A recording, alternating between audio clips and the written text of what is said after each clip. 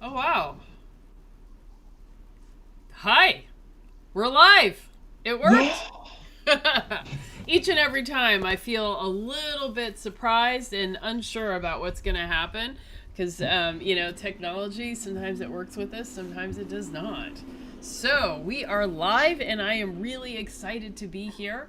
So, welcome back. I am the Black Carnivore, and this is my channel, Black Carnivore. And I am here with Pandemic Carnivore, otherwise known as Deborah, and That's with. me. I think they knew it was you. But you never know. You never know in this day and age. And then we also have Real Knowledge, otherwise known as Arien, and Hey. we are and we are excited to come here today and chat about all things carnivore, and Hmm. most importantly and most excitingly, what is our superpower on the carnivore diet. And you may not have been part of the original conversation where we talked about what it is or what the.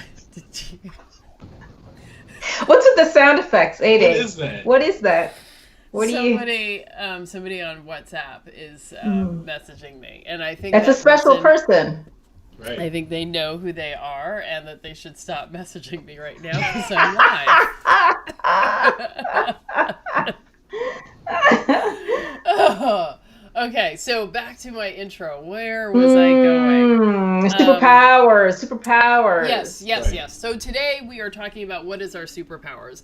So, in many ways, in many cases, we feel like superheroes. I mean, we have abilities that we just didn't have, years ago before we started eating this way, and and I think that what we're feeling is how humans used to feel all the time. I mean, this was normal. This was normal. This is how humans normally felt. But because we're eating so poorly and so badly now, everybody feels bad. And it is odd that we should feel so good and so energetic and have all of these wonderful things. So today we're just going to talk about all the benefits that come with eating a carnivore diet and eating this way. And we are going to just talk all of those things. And I don't know how many of you checked out my Instagram, but today I put up a post of a picture of my my medicine, well, not the medicine cabinet, the kitchen cabinet or the kitchen shelf where you have all of your pills, your prescriptions and all that kind of stuff. And I realized, taking a look at it, how much of this stuff had expired and how many boxes of Benadryl and Sudafed and all that kind of stuff that I had. And I haven't touched any of it. So it's just incredible, the benefits that we have. So we're going to dive right into that and dig in deep. And thanks all for being here. And we're going to have a great conversation tonight. Feel free to ask questions and We love chat. questions. Yes, we do love questions. So let me just call out the people in the comments. Wow, And where you're from. Because I always want to know where people are from. Yes, You just that want a too. Canada crew, is what you want. Yeah, well, you roll Maple deep. Leaf, everybody! I'm sorry. I got to control myself. I'm Canadian. Sometimes we get a little. You got 8 broke or break character. Yeah, I got to. Oh man, you Canadians roll deep. I mean, oh my gosh. Oh my gosh. All right. So let's dive right in. So Alejandro asked about electrolytes that contain monk fruit stevia. In the beginning, just stay away from the sweet stuff. Stay away. Is that a Where you from, Alejandro? Where you from? is that a thing? Like people put electrolytes or Well, so yes. it's like an electrolyte drink or something? And I've then never it's even heard of sweetened monk too? fruit. I don't even know Well, what that is. Rob Wolf makes an electrolyte mix, and there's lots of others, that you add to your water, but they have stevia in them. Mhm. What's mung sweetener? What? Monk fruit. It's Monk fruit. it's another like natural calorie-free sweetener Oh. thing, right? All right. Okay. Yeah, yeah. Not So- familiar. Yeah, and it's so it's supposed to not raise your or have the same impact that sugar does, but it sort of depends. So I'm gonna say in the beginning, don't do it, but later on, you're gonna have to test it out and see how you do. Wow, and so we have Esther who says, "Hi, beautiful carnivore people. Hi, Esther. Hey. I'm so excited to finally catch this chat live. I pretty much caught up on all your videos, and they're great. I love the humor and good cheer amongst us all." Yes, I hope Esther. that we've been entertaining you. We try. I think we have. And Studsy Nubian is in Atlanta. Hi. Hi. Yeah. That's And a dope Esther name. asks, yeah, I know, right? That's a very cool name. And Esther asks if there are any persons who are diabetic and follow this way of eating. I followed keto for about a year and my A1C went down, but I wanted to go down further. I'm from North Carolina. Nice. Yeah, we have a lot of Carolinas. Yeah. Ontario's in the house, Deb. Got my Ontario peeps. You're in the right province, too.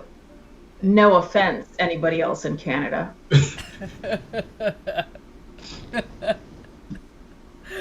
Oh, we've got Maryland here. Maryland. Seabliss says Where in Maryland? Deb.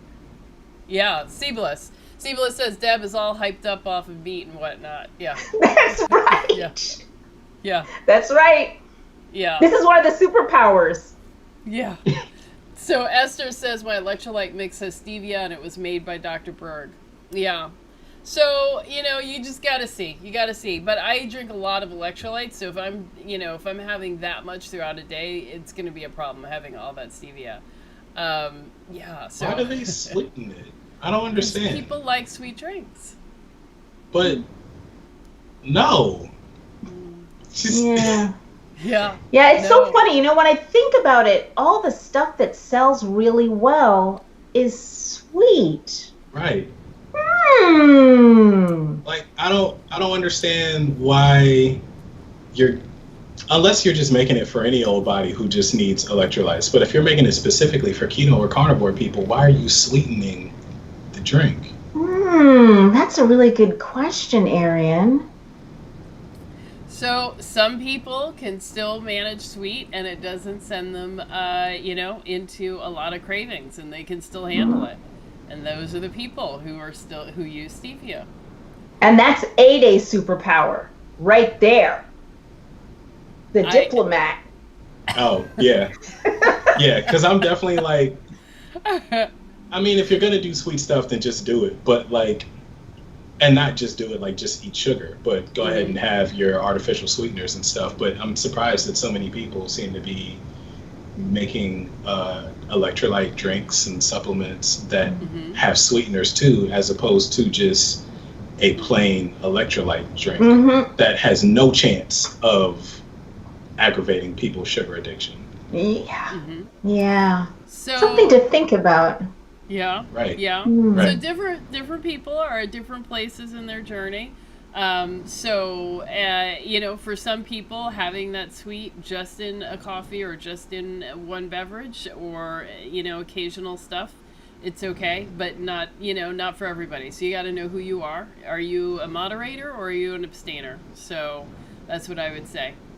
Now, I don't claim to be a doctor by any means. Esther, I wonder if you might want to take a look and see, what do your glucose numbers look like after you have one of these sweetened electrolyte drinks? Just curious. Well, that is actually, so we are going to dive in and talk about a lot of that stuff. I think, so let's go ahead and do that.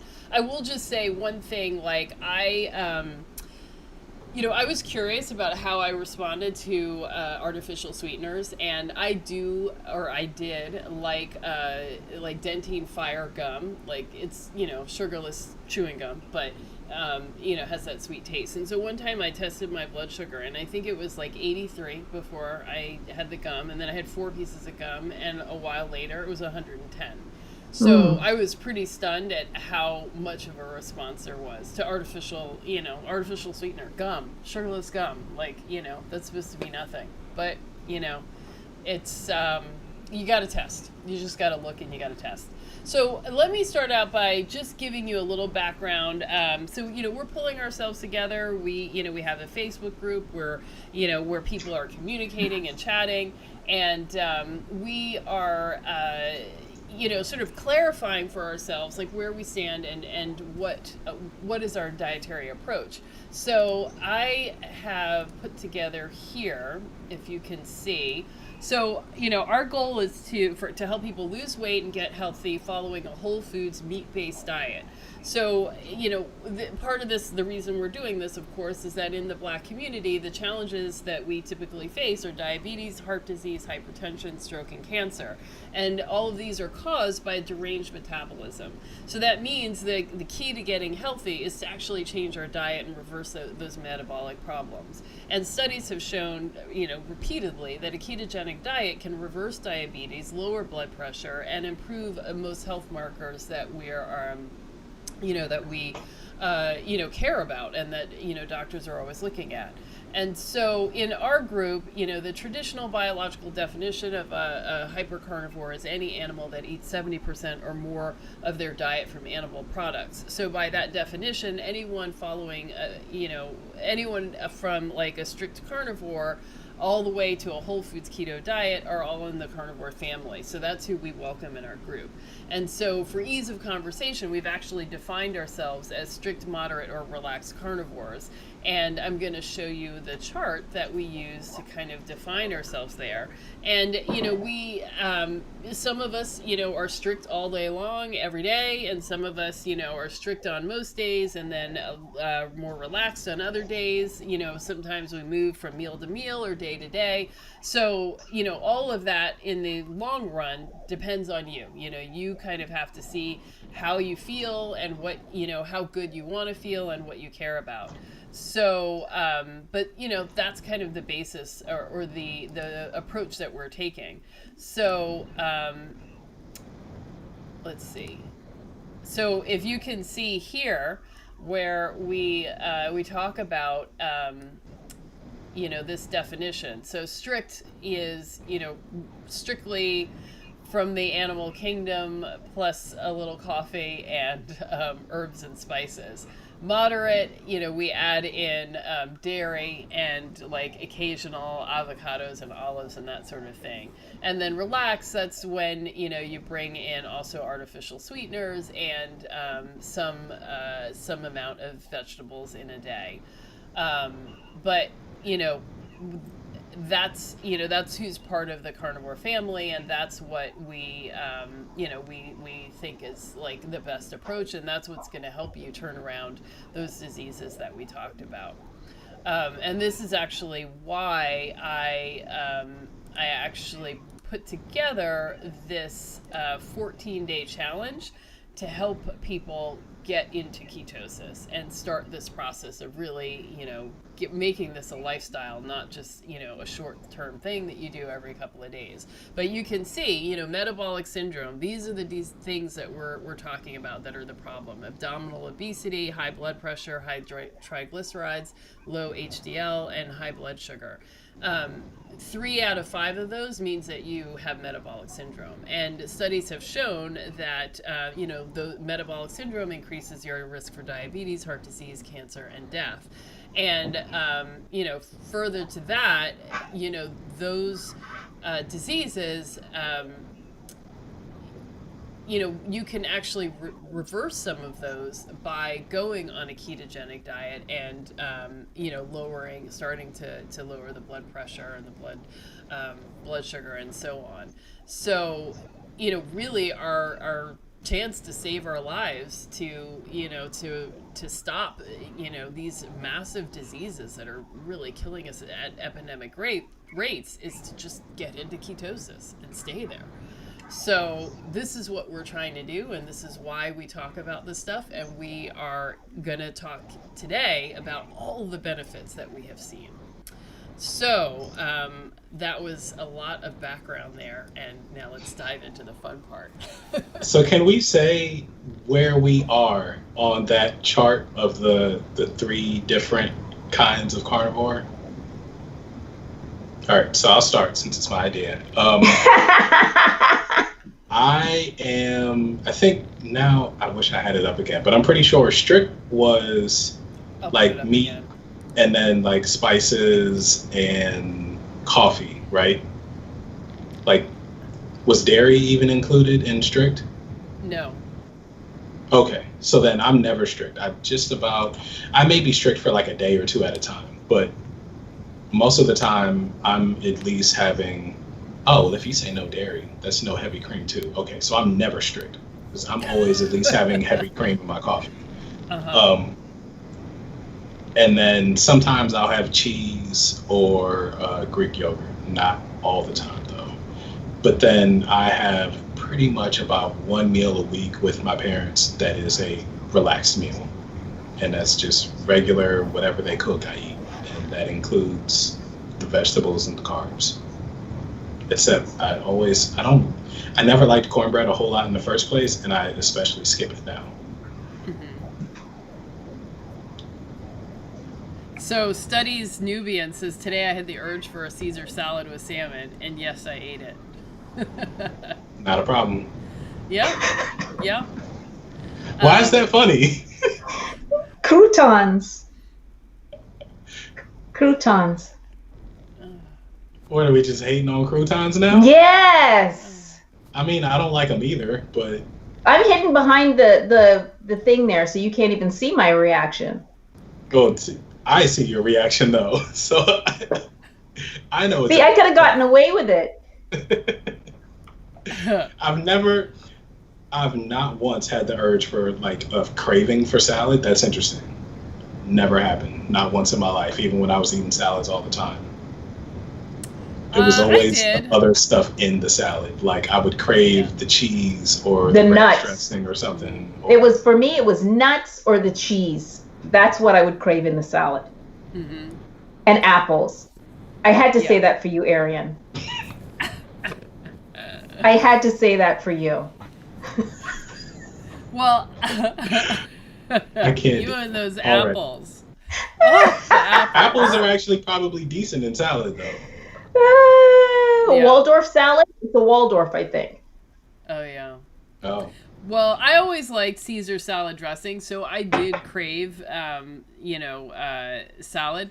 And I would get those bags of really good croutons, and I would have these big, massive salads with all the dressing. But, I would go through so much of the dressing. It was hardly low-cal.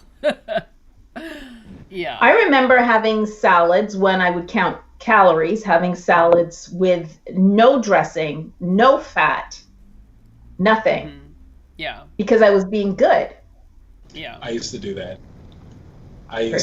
My family would force me to eat salad, so then I would eat it with, no dressing, pretty much no anything. It would basically be like lettuce and tomatoes and cucumbers. Yeah, dry. Yeah. So that's awful. And I was so proud of myself. I don't understand how anybody did that. Like, if I had to have it with no dressing, like, I would just put the food on top of it, so but at you least see, some of the juice from the food got onto it. It's like eating napkins, dry. It's like you're being good. That's what we're supposed to do, right? Pain is good. If you can deprive yourself and get away with it and continue to do it day after day, week after week, year after year, then you're doing good. Look I can deprive myself of something. I don't need it. I'm ultra human. Yeah. Yeah, that ascetism is is a virtue. But I was just weird. I didn't like salad dressing for some portion of my childhood. Can we say depravity is a virtue? See, that sounds like depravity. I know. I'm just kidding. I'm just joking. Well, Studsy says dry salad. Oh no. Yeah, that's how I feel about it now. If I'm I'm dressing on it. No salad now for me at all. And Cadence says, I think raw dairy can be really healthy. It has a lot of good bacteria for your gut since it's fermented and not pasteurized. Yes, some people do, great on dairy. I'm just not one of those people. But so I'm in the strict category. Like I don't ever eat dairy. And yeah, so I'm mostly strict, but yeah, I can't remember the last. Oh wait, well, don't you put butter in your coffee though? so yes, sometimes. Sometimes I put ghee and sometimes I put actual butter. So yeah, but I don't know if I consider that dairy. So we're not I would counting that as dairy, but me I would eating not count it cheese as is dairy. Yeah, yeah, because that's got the whole milk. Butter is just it's just pulling the Butter's fat the out. same thing. It's just pulling the fat out. It's got, maybe some, yeah, I don't know. All right. I feel like those are close. I feel like we're splitting hairs there. All right, fair enough. Fair enough. So then I'm strict So, too. That's what that means. I'm strict. Unless so I I'm have gonna yogurt. say I'm gonna say cheese and heavy whipping cream are not in the strict category. So I'm going to have to say for me that it depends on the day and how I feel. So I'd say I teeter between moderate and strict. Some days Okay. I just have a slab of meat. Mhm. Some days it's just like, that's all I want. Can't be bothered with anything else. Or some days I'll have an avocado, I'll have heavy cream in my coffee, I'll have coffee, so I'm between those two, I'd have to say. Okay. Yeah. Overall, So, I'd say I'm moderate. okay. So I guess I go then if we're gonna be strict, and I go back and forth between moderate and strict. So Caden says the bacteria eat the lactose away pretty much with raw cheeses. Yeah, but it's not just the lactose that people have a problem with. Some people have a problem with the protein. So, I don't know what it is for me, but my asthma is a major problem if I eat any cheese or anything like that. I have gone long periods without butter, and I have had butter sometimes. So it really, I gotta, just kind of tease it out, but I haven't had to use my inhaler, and that's a plus. That's what I'm going for. So, Oh, so you superpower, get I like can an breathe. allergic reaction? Yeah, I can't breathe. Oh, okay. Yeah. So, Yeah. yeah. So, I mean, for me, it's not like, oh, I'm not going to eat cheese. It's like, do I want to breathe or do I want to eat cheese? And once I really understood that those things were connected, because, yeah, in the beginning, well, I quit eating dairy maybe about 5 months into going carnivore. And, I decided to just kind of give it a try because, people always say, oh, dairy never bothers me. And it's like, you don't really know until you actually try it. So I decided, let me just stop saying that it doesn't bother me and let's actually try it. Because I didn't have a stomach problem, like the lactose wasn't an issue. I didn't have that kind of irritation. So I, for 2 weeks, I stopped and then I don't know, there was a day where I had gone a really long time without eating. My mom had these, those wisps, those Parmesan cheese crackers. And I had just a few. I mean, it wasn't even like a half an ounce worth of cheese. And within like an hour or two, I was needing my inhaler. And so that was like eye-opening. And then, but I wasn't ready yet to believe it. So I still had a lot of cheese at home. So I just decided to, I was like, I have this much cheese and this many puffs left in my inhaler. So let's just keep trying it. And finally, after the fourth experiment and the fourth try, like I ate some at dinner and I woke up in the middle of the night. I had a dream that I couldn't breathe, and then I woke up and I couldn't breathe, and I was like, oh. So my job as an adult is to keep myself alive, and if I am doing something that I know is causing me a problem not to live, like it's my job as an adult to not eat that thing. Superman didn't hang around kryptonite. You know what I mean? Yeah, exactly.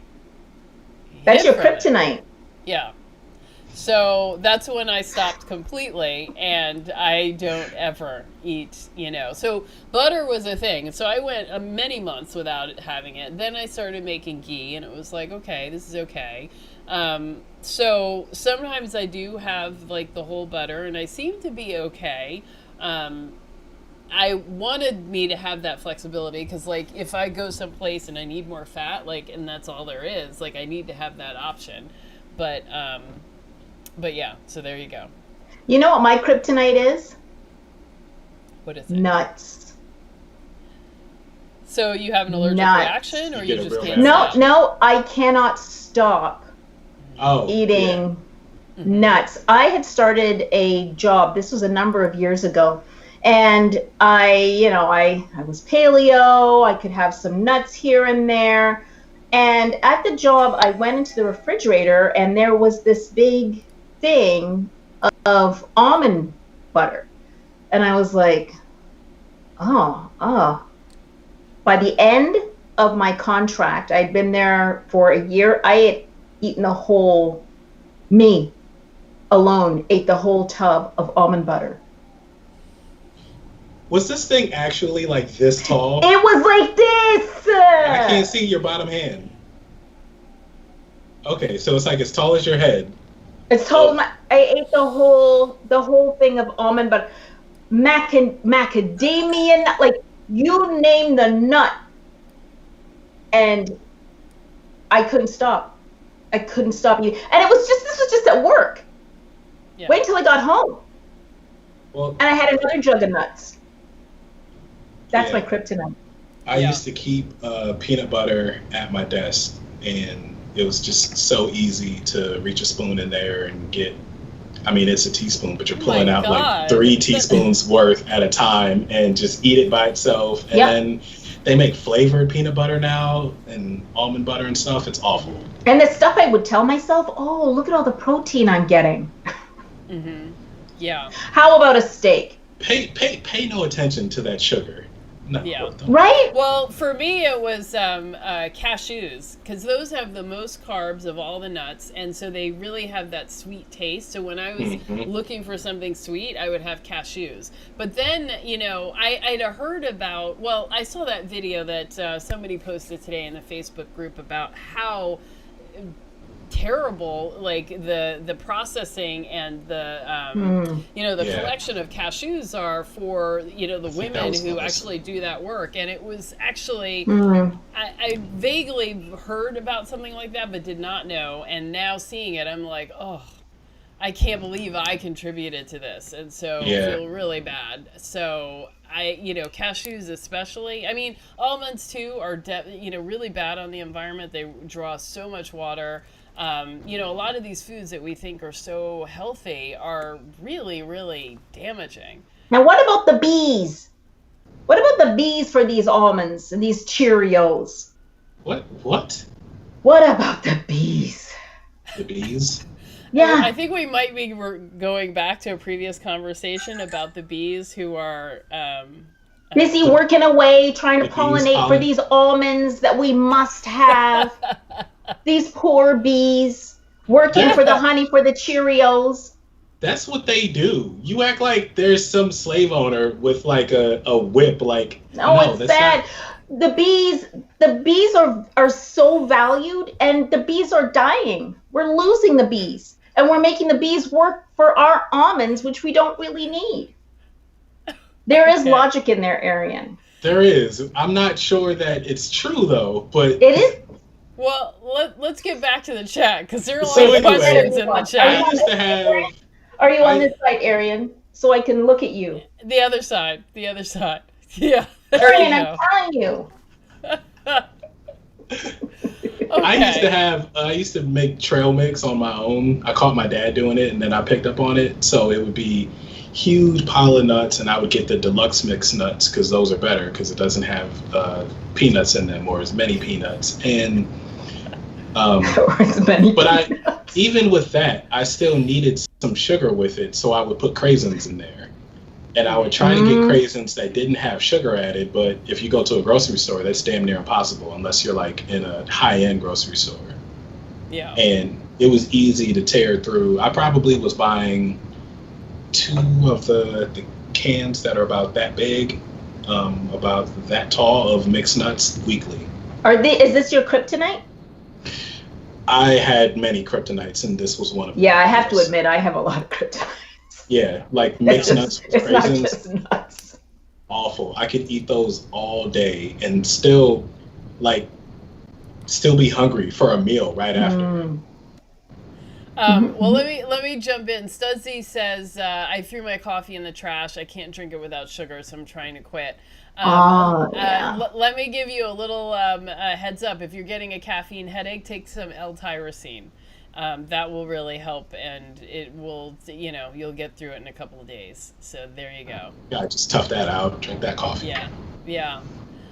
So Alejandro says gained weight easily with dairy. And I guess he's a brown carnivore. That's what he says. Wait, what? He says, Alejandro, where are you from? Oh. Where are you from, Alejandro? I think he wrote it, but I don't remember what he said.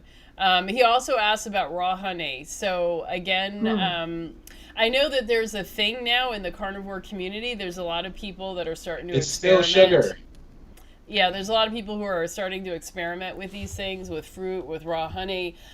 I don't see value in that. Again, like I said in the beginning, the Black community, like diabetes is rampant. So raw honey, processed honey, any kind of honey, it's all going to cause blood sugar to spike, and that's a problem.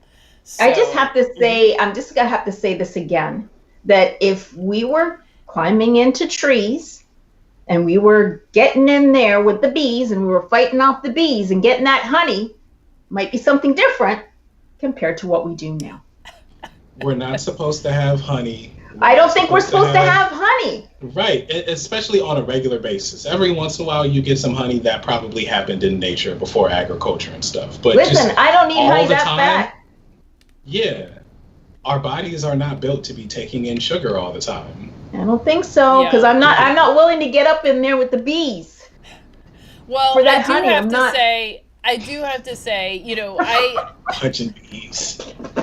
I was getting my PhD in anthropology, and so I was always interested in human evolution and the subsistence patterns of people around the world. And I have to say, humans are incredibly ingenious, curious, and always trying something new. And that is something that is just, a thing with our species. So I would imagine that any honey out there, we found a way to get to it.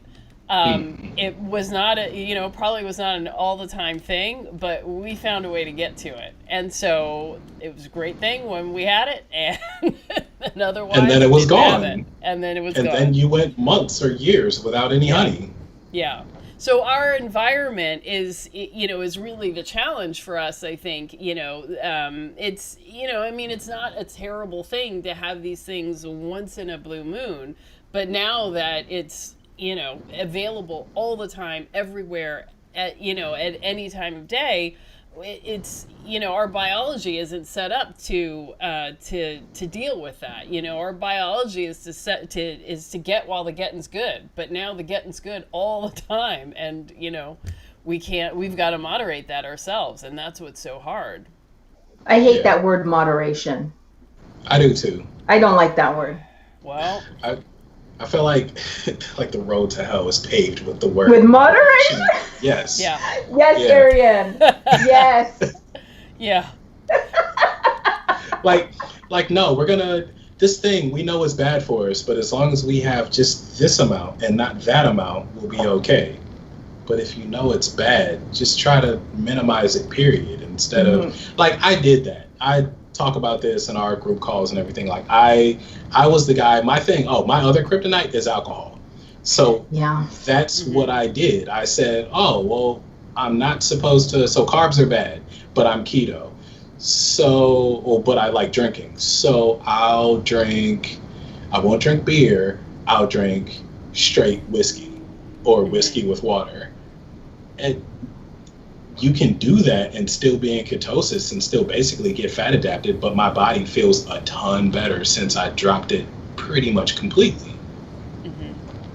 For me, I cannot be in ketosis or fat adapt with any kind of alcohol. It zaps my superpowers. It totally does. All my super smell goes right out the window when I drink. Yeah, super smell. That's a definite thing. Yeah, because I get post-nasal drip and it comes right back. Yeah. So I see Alejandro says honey pre-workout is a nice boost. So, you know, I will admit that the three of us are, I think that we're not, you know, super gym workout people. So we are talking about carnivore. Or honey eaters. For regular, everyday living people. If you are a performance athlete or you really like to get out there and do a lot of working out, there may be different, you know, rules and requirements for you. But I think for your average person who's not doing a lot of working out, it's you know, sweets is not a great thing. And I've actually heard Dr. Ted Naiman also say that, like, you just can't you can't outrun a bad diet. And so even when you're making these choices, it doesn't mean that those processes aren't happening. Like, you can maybe kind of exercise off the calories, but it doesn't mean that the damage that occurs from having your blood sugar spike isn't happening, you know. So you're or the insulin spike. Right, so you're preventing the exterior look that comes from eating sugar, but you're not necessarily preventing the interior damage. And, you know, and then it's up to you to decide whether that matters, you know. So, and I see some people say, if you're metabolically healthy, honey in moderation won't hurt. And, you know, you don't go crazy with it. There's that word, in moderation. Right. So the question is, A, can you moderate? And B, what are, you know, where are you on your scale? Like, if you have had, you know, diabetes, or you're recovering from it, you're older, you've been obese a long time, but now you're not, you know, I don't know where your body is in terms of, you know, healing from that experience. You know, maybe if you're 18, that's, you know, maybe it's not such a big deal. If you're 58, you know, each and every bite might be a problem. And if you're looking to live to 100, like me, and die like on the dance floor at the disco with your, you know, 50-year-old boyfriend, then each bite does She beat matter. me to it. She beat me to it. If that's the case, then each bite does matter, regardless of whether it looks like it matters. And I think that's kind of an issue too. A lot of times, a lot of us get very focused on how we look and don't necessarily look at the numbers to understand how we are inside. And that's, you know, I mean, that's what matters. I mean, obviously I care about how we look, but what's going on inside matters a lot. So what would you guys think of that? I do definitely think it's N equal 1, but I have mentioned before, I just don't really see the purpose in honey at all. I mean, are you having it because it's sweet? And if you are, you've got to look at that. You've got to think about, why do I need to have this sweetness? Then how many times a day am I having it? I don't know. I just don't. I personally won't do it. I'll never touch anything sweet. Honey's just not, it zaps my superpowers. And my superpowers are more important to me than honey could ever be. And for me, I mean, I've already said, I don't think we would have had access to it, or probably any carbs really, or any, especially refined source of carbs on a regular basis. So it's not what we're meant to be doing. It's like evolutionarily, biologically, it's not what we're meant to be doing. I also think I've seen people say that for high performance athletes, carbs are rocket fuel. So, okay, for those people doing those things, I think Alejandro said he works out like 4 times a week or something, pumping iron. Like, okay, you might be one of those people. Average person though, I would say no. Just no. Don't do it. It's not for you. It's a slippery slope. That too, yeah. It's the moderation slippery slope. Yeah. Mhm. Well, and I think what's interesting too, I mean, like the whole keto thing, I mean, it's not like the keto diet is new. It, many of us would argue this is what we evolved on. So this is probably the oldest diet that's out there.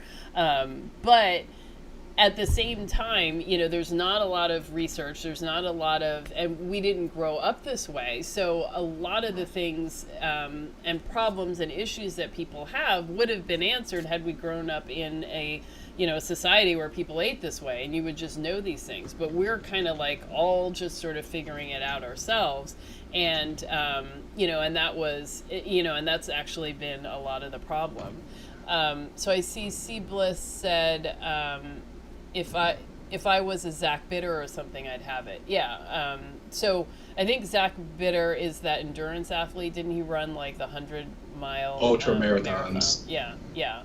So, but he kind of goes back and forth on being, or is sort of in and out of being carnivore. And there are times when the added carbs is helpful in his training. But he's also said that he recovers better when he's carnivore. Because they say that endurance workouts are even more damaging than like lifting weights, because we're, just not designed to do all that much running all the time. And, but his recovery is much better when, doing carnivore. So, I don't know. I mean, if your job depends, if your livelihood depends on being the best in that race, then yeah, you got to chug that honey. But, if that's not the case, then I don't know. Chug that honey sounds disgusting. Maybe I just don't like honey. Maybe that's it too. I just don't like it. You haven't lived. I mean, come on, chewing some I don't like honey. Mm. No. Well, I know that once I start having sweet, like I can't stop. It starts a whole long thing. And for me with artificial sweeteners, whether or not they affect my blood sugar that particular moment, within the next 3 days, I'm going to end up having like a cookie. Like I start with it starts with a little bit of artificial sweetener and it ends with like the real thing. So for me, I've just decided like it all has to go because I just can't manage it. And I haven't had any sweet taste now for a long time, and I just got some dental floss, and I didn't realize it was flavored. The mint one. Ew. Yeah, and I was like, oh man. Ugh. Wait, does it taste good or does it taste bad? I am not intrigued by the taste, but I'm concerned like the sweetness. I don't know. It doesn't taste. Oh, good. I would stop using it. As soon as I'd stop using it. I'd go get a new pack. I would get rid of that. These right here, no flavor. I need dental floss now. Like, look, I just want everybody to see this. Okay, this is the world of the carnivore. Arien just pulled up his. You do it again, Arien. Right. Arien just pulled up his floss. Here's mine. Where's yours? A-Day, where's yours? I'm old school. I just have the spool with the... but you have it right on your desk at all times. I don't like that. I only floss in the bathroom, and then when I'm done, I'm done. So she's got these things called manners for some reason. Yeah, what, I know. What manners? Who's here? She doesn't want to offend the dog. Yeah, I just do it. I just have to mention about the superpowers because we haven't actually talked about what our superpowers are. We named one. We named one, right. But we're talking about teeth right now, and I have to talk about my teeth for a second. So when I went carnivore, it took a little while, but I had friends start to tell me that my teeth were whiter. Mm. I noticed that they weren't as sensitive as they've been before. So, I don't like necessarily for cold stuff to touch my teeth, but it was nothing like it used to be. I don't use Sensodyne anymore or sensitive toothpaste. When I go to the dentist, what is it? Cha-cha-cha, and it's done. And I'm out of there, right? There's no plaque. Yes, there's tartar, but it's lickety split, and I'm out of there. And my chops are right, and they feel my teeth are solid. Mm-hmm. My teeth are solid. Mm-hmm. Yeah, I just went to the. What about you guys? Yeah.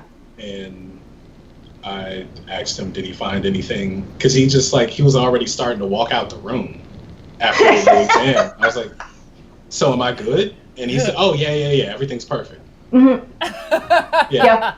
Everything was fine. I used to have really sensitive teeth. I couldn't let ice cream touch my teeth because of it. Mm-hmm. And now I can't remember having a problem. I mean, I thought that was true for everyone, and I would occasionally meet people who would bite into ice cream, and I'd be like, or they're chewing on ice. People chewing on ice, I was like, oh, you're sick. I couldn't do it. Mm-mm. I mean, even now thinking about it, it's like, oh, you know. But I think I could do it. I think I could do it now. Yeah. I wonder. But when I went to get my teeth cleaning, and my hygienist, actually, I didn't even ask. I wasn't fishing for compliments. She was like, wow, your teeth look good. Yeah. I wasn't fishing for it. Yeah. She just volunteered it. She just was like, and this is a hygienist we're talking about here. Mm-hmm. So what's another superpower? When's the last time you guys have been sick? I don't remember the last time I was sick. So I can tell you the last time I was sick.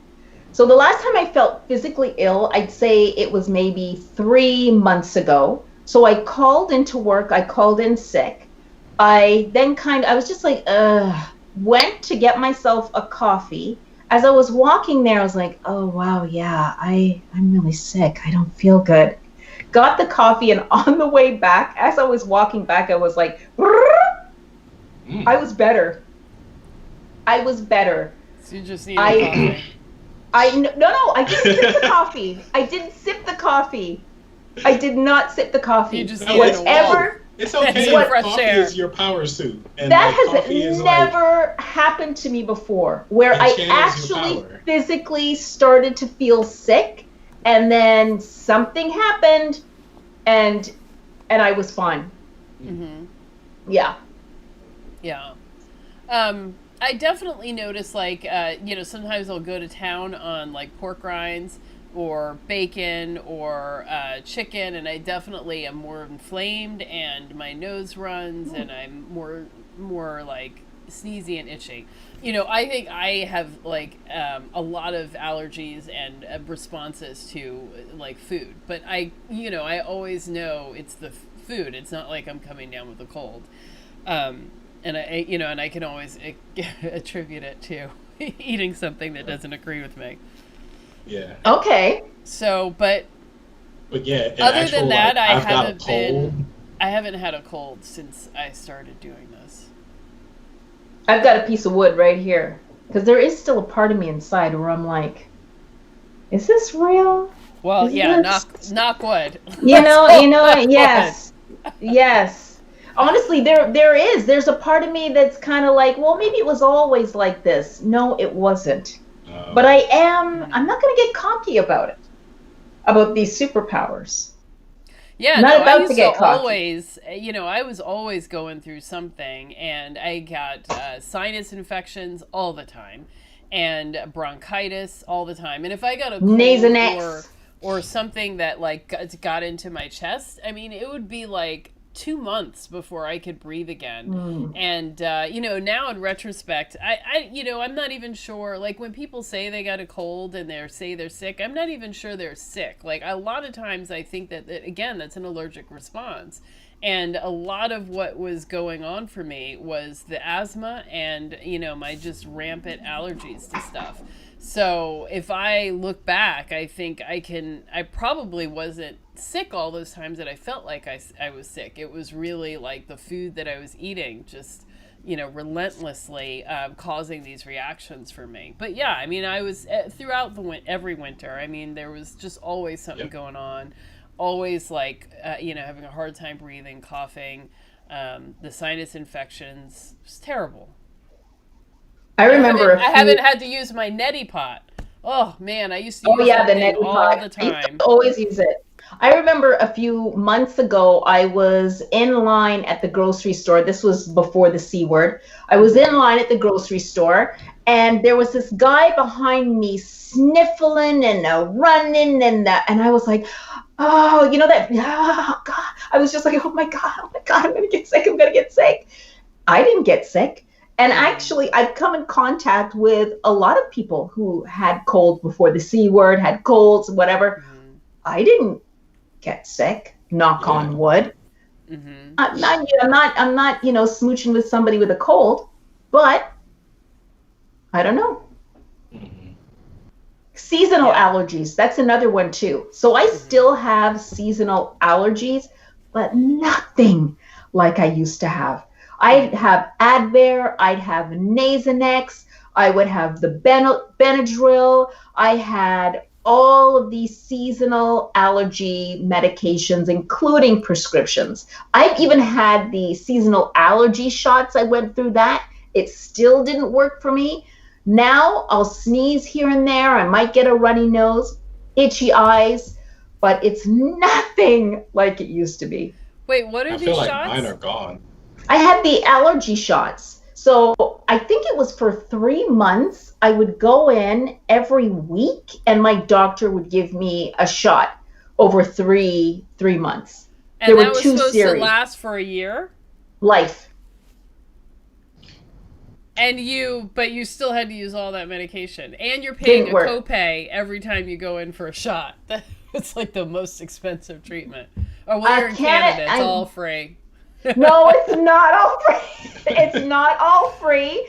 I am employed and I do have insurance that covered the cost of my allergy shots. However, it didn't work. Maybe Hmm. in some people these allergy shots work, but it certainly didn't work for me. And No. like I said, I still have allergic reactions seasonally, but Yeah. from, when I was a kid, I wouldn't be able to sleep at night. My eyes were itching, my nose was running, the whole bit. And it's just not as bad as it was. And I'm actually hoping in a few years it might totally go away. That's So, what I expect. Arian, you, Because you just said yours went away? yeah, mine were gone completely. Yeah. I don't have any allergies anymore. So mine were never as bad as yours though. The worst I got was like really sneezy, especially during the summer, itchy eyes, and um, yeah, I guess that was it. Because really, I think the postnasal drip is something else. Maybe that's just like sinus inflammation, period. Because that I was had like that. all year round. But the allergies are gone. And I think the last time I took a Claritin, that might be actually the last time I got sick because Claritin dries out your sinuses. Well, most antihistamines do. And Hmm. I think I did it and I didn't need it. So then my sinuses were super dry and then I got an infection for a couple of days. I Yikes. have to tell you guys a story about Reactin. Okay? About who? What is it? Reactin. Reactin is an allergy medication like Claritin. And so I would take Reactin, Claritin, and I would get like it just made me feel horrible. But this day in particular, I took my Reactin and I went to the gym in the morning and I was on the treadmill. I went through my run. I ran on that treadmill, slowed it down, started my walk. And what I remember was walking, and then I saw the treadmill was coming toward me. Yeah, Oh the my God. treadmill was coming toward me like this, and I actually fell asleep and I started to run. Right, I was just shocked and I started to run trying to catch up so that I didn't actually fall on the treadmill. And then I quickly turned it off and I was shaken and I didn't take Reactin or Claritin or anything ever again. The treadmill was Wow. coming toward me like that. Wow. See, I would Yeah. have said I was shaken, so I never got on a treadmill again. But I would have gone in a Blame it different on the treadmill, direction. not the Clear it on the Reactin. treadmill. Yeah, that Gotta damn be the gym. treadmill. It's this Isn't that evil treadmill. terrifying? Isn't that madness? That is crazy. Crazy. And I just started running again. I was like, oh my God, I fell asleep while walking. These medications are not good. Yeah. These are not good things. Well, my allergies completely... Go ahead, Arien. I was just going to say, when I was in high school was when I was taking Benadryl, because this was before Claritin existed, and 2 of those would put me out. Like, I had to take a nap that day, and I'm not a nap taker at all. Mm-hmm. Yeah. I mean, my allergies, like, completely went away. But before, they were really, really bad. And it had gotten to the point, like, I used to use Sudafed all the time. And then it kind of stopped working. And so, it just didn't seem to resolve my, my sinus problems. And I was taking Claritin. And I felt like, Claritin, like, didn't really do a lot. And it kind of got to the point where Benadryl was the only thing that really did work. But of course, it would knock me out. Cock you out. But I took it so much that I was, for weeks at a time, I would be taking it around the clock. So I learned to operate within a fog, essentially. But like I was allergic to corn. And so sometimes there's corn in everything, first of all. So I just was always having some corn. But sometimes I would eat something that had a lot of corn. And so I would like get a rash from head to toe and then basically just have to be taking Benadryl for like 2 months straight and using some kind of steroid cream all over my body. And it would just be like a whole nightmare. How much longer could you have gone on without the carnivore diet? Like, that's a good question. How much longer could you have gone on? Well, I was in pretty bad shape, when I finally decided like I had to do something about this. I had plantar fasciitis, so my feet were killing me all the time. It was just hard to walk. And my knees were killing me. I had all this joint pain and inflammation. I, was of course carrying 80 extra pounds, which was also hard. And then, I had the allergies, the sinus stuff, the asthma and eczema, and general brain fog from taking all of those pills. And I remember, I would try to do all of these like holistic, all natural things. And so I had read somewhere about using like, I think it was like grapefruit oil. It does something inside the sinuses, because I'd heard that like maybe sinus infections weren't infections, but they were like mold inside the sinuses, and that you have to use the neti pot to kind of clear out the well, anyway, so I squirted some of this like grapefruit oil up, and I mean that had to have been the worst thing I've ever grapefruit done. Oil. Yeah. So my eyes were tearing all day long. Like I couldn't stop sneezing. My eyes were running. I was at work and it was awful. And I was like having meetings with people. And I'm like, I'm always carrying tissues with me. And I love to wear like lipstick and like makeup. But like then the constant rubbing because I'm blowing my nose. And you had a George Costanza moment. Oh, yeah.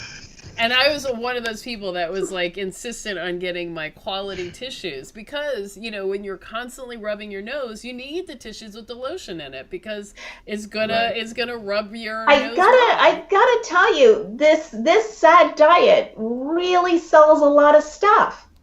It really does, right? I mean, nobody tells you to remove things. They tell you to take this, put this up your nose, put this, rub this under your armpits, put this in your hair, rub it into your scalp. Like, it's a constant adding of things. Nobody tells you to take stuff away. So you think I didn't catch that? I feel like you just implied that you don't wear deodorant. I do actually, Arien. I do wear deodorant. I don't wear antiperspirant anymore, though. I wear deodorant, not antiperspirant. I used to wear antiperspirant all the time. Now I'm good with deodorant. So it doesn't have zinc. Is there a difference? Like, there's aluminum or something in it. It's aluminum, and that's aluminum what makes you not perspire. Yeah, but when I'm in the drugstore, it actually I clogs don't see your differences. sweat ducts. A-Day, there's a difference. It's in there. They're hard to find. Well, which But is the they're in brand there. that's just like a deodorant without the Jason. antiperspirant? You gotta look. I get Jason, or is it called Tommy or something, and there's Green There's a Beaver. There's a Tom There are a Smash. few. So what about Dove? That's an antiperspirant. It probably is. I don't know. If it's a big know. brand, it most What about likely is. Secret? That's probably an antiperspirant. Yeah.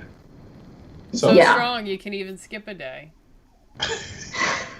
That's because the aluminum is still in there working. But that's the point exactly, A-Day, right? If you don't eat the stuff, you can skip a day. There you go. So I haven't experimented with this no deodorant thing, but a lot of people, especially in the Facebook group, were saying that they can. I'm just not confident. A-Day, right now we're what? It's practically lockdown. This is the time to try it. I know, but I can't smell myself, so I won't know. You know, I mean, I could ask my dog, but I don't know that she would be, forthcoming. Okay. Okay. Oh, Invincible VS says Tom's, so that's. Yeah. That's. Did I say Tommy? I think I said Tommy. You Yeah, did, I was like Tommy Hilfiger. One of us That's said that. Okay. That's the biggest name that I've seen in America of natural deodorant that doesn't have the antiperspirant properties. I think mine is called Jason, but it's or Jason. Possibly. But I don't Raven know. asked, but why? Why would Why you wear deodorant? No, why exactly. do what? Why? Just be a human. Just smell like a human. That's how I feel about it. Okay. I'm good with that. I like smells of things. Nice smells. Oh, let me tell you about this other superpower. I have to tell you. So I have noticed, and this was before. Seabliss says it's Jason with an umlaut over the. Yes, it is Jason with an umlaut. Oh. Thank you, Seabliss. So I have noticed that, and this is with men in particular, that I can smell breath from men. I can smell their breath, and it's not a bad smell. It's just a human breath smell, and I can smell it from a distance. You smell the pheromones. That's what that is. Arien! You smell the men's. What? Could be, but it is. I smell people's breath more. It's just a human Well, thing. depending on the guy, the human smell is good. But on another guy, the human smell is not so good. But I'm going with that I one. smell people's breath. I do feel like my sense of smell is stronger. But no, I don't feel like not breath. I do smell people. Like when folks are around, like in close proximity, I feel like I notice their smell more now. Mm-hmm. Yes. That's because it's lockdown and they're not showering. like no, that's not a superpower. That's just That's what I've noticed. So, yeah, okay. I thought I was the only one. Oh, that can smell people. No, that it's lockdown and I don't see people. So, every day? Really? Ooh. Yeah. Yeah, there's a lot of water being saved in the city. Yeah. Yeah. So the sense of smell thing, though, I think is super, super interesting because I lost my sense of smell for a long time and I didn't even really realize it because, unless somebody's remarking on it, how do you notice that you're not smelling something? And so there would be certain instances, though, where it was stunning that I couldn't smell something. And then it was like, I was kind of freaked out by it. But I probably went, I'd say, a good 8 years without really being able to smell. And only occasionally it would come up. And then I was living with a dog at the time, and I think I was allergic to the dog. But when I moved out, I remember starting to be able to smell things, and then it was like, oh my God, I can't believe I went so long without being able to smell, and now I can smell. But what about taste? Could you taste things? I mean, when you're eating sugar, you don't, it's blunt. So I don't know. But now, but then once I went carnivore, it was like, oh my God, there's a whole world of smells out there. I can't believe I was missing it. So it's like you were colorblind and you got those colorblind glasses. Yeah. And you were like, is this what you see? Yeah. Is this what you see? So now I can smell so much more and taste so much more. So, you might be noticing I'm experimenting with a lot of aromatic herbs on my Instagram page. And so, now I'll put, one spice, I'll just put some rosemary or some thyme, and that is enough. Like just a small dose of it is so aromatic. I smell it and I taste it. And it doesn't take a lot. And I realized, that I was relying on sugar to, to provide all of the taste. And it's like, sugar is kind of like a sledgehammer, once you taste it, you can't taste anything else. It numbs you to anything else. So I didn't notice. It's not something I ever thought about, but it's absolutely true. Sweet is sweet is sweet. And there's very few spices that you can add to sweet and still taste them. Like you've got like your nutmeg, cinnamon, allspice, and then like that's about it. Like sugar overpowers everything else. Yeah. Yes, sugar. So sugar's the supervillain. Yeah, and then Siebla says, I agree with a stronger sense of smell, and garlic makes me nauseous.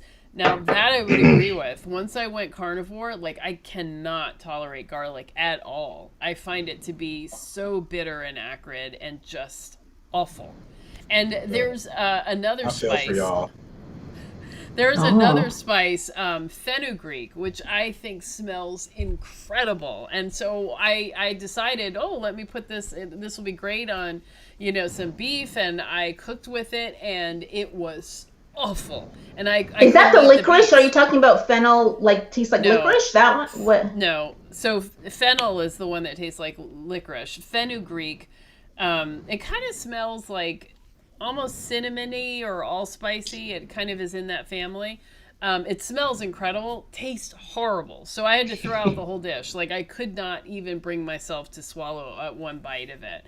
So I definitely am more sensitive to certain types of herbs, and I have to pay attention to that. But it really doesn't take much. So now when people, I feel a little self-conscious because when I cook, I feel like people are like, "Oh, this is great," and in their heads they're like, what does she have a problem with flavor? Why can't we have some spices here? But that's what I think about salt. That's why I wonder if I take more salt than the average person who also has sugar. I'm always concerned that I oversalt things, but to me it's yummy. I know I oversalt my stuff. I absolutely. Yes. Yeah. I'm scared to, if I were cooking for somebody, I guess I would have to probably really consciously undersalt the food and then just salt mine on my plate. Yeah. My steaks have to have a crust of salt on them. Yeah. Yeah, definitely. So Evelyn says, do you find you have fatty meat breath smell? Yes, and I love it. What is that? What smell is that? Like? What is that? I don't know. I mean, if it's how my mouth tastes after eating fatty meat, then great. You know what? My mouth tastes fruity all the time. My mouth always has a very fruity, kind of sweet kind of taste to it. Isn't that the ketones?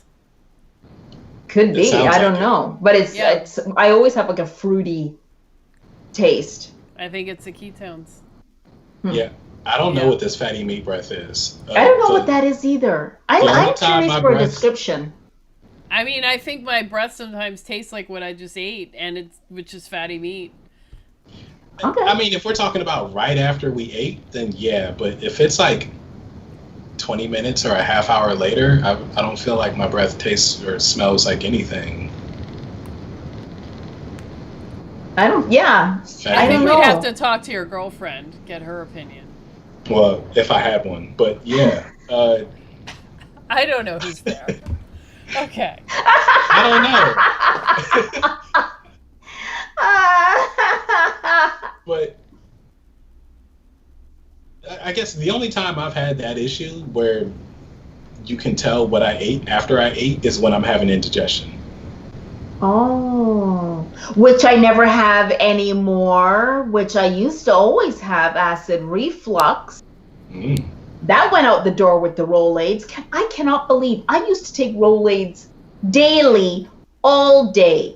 Are you kidding me? How much do you think you spent in a month on all of these accoutrements to handle all of your physical symptoms? Tissues, Benadryl, Claritin, Rolaids, gas. We haven't even talked about headaches. Tylenol, aspirin. Deodorant. Gosh, antiperspirant. Well, Raven says he's pro deodorant and pro showers daily. That's because Raven has a girlfriend. That's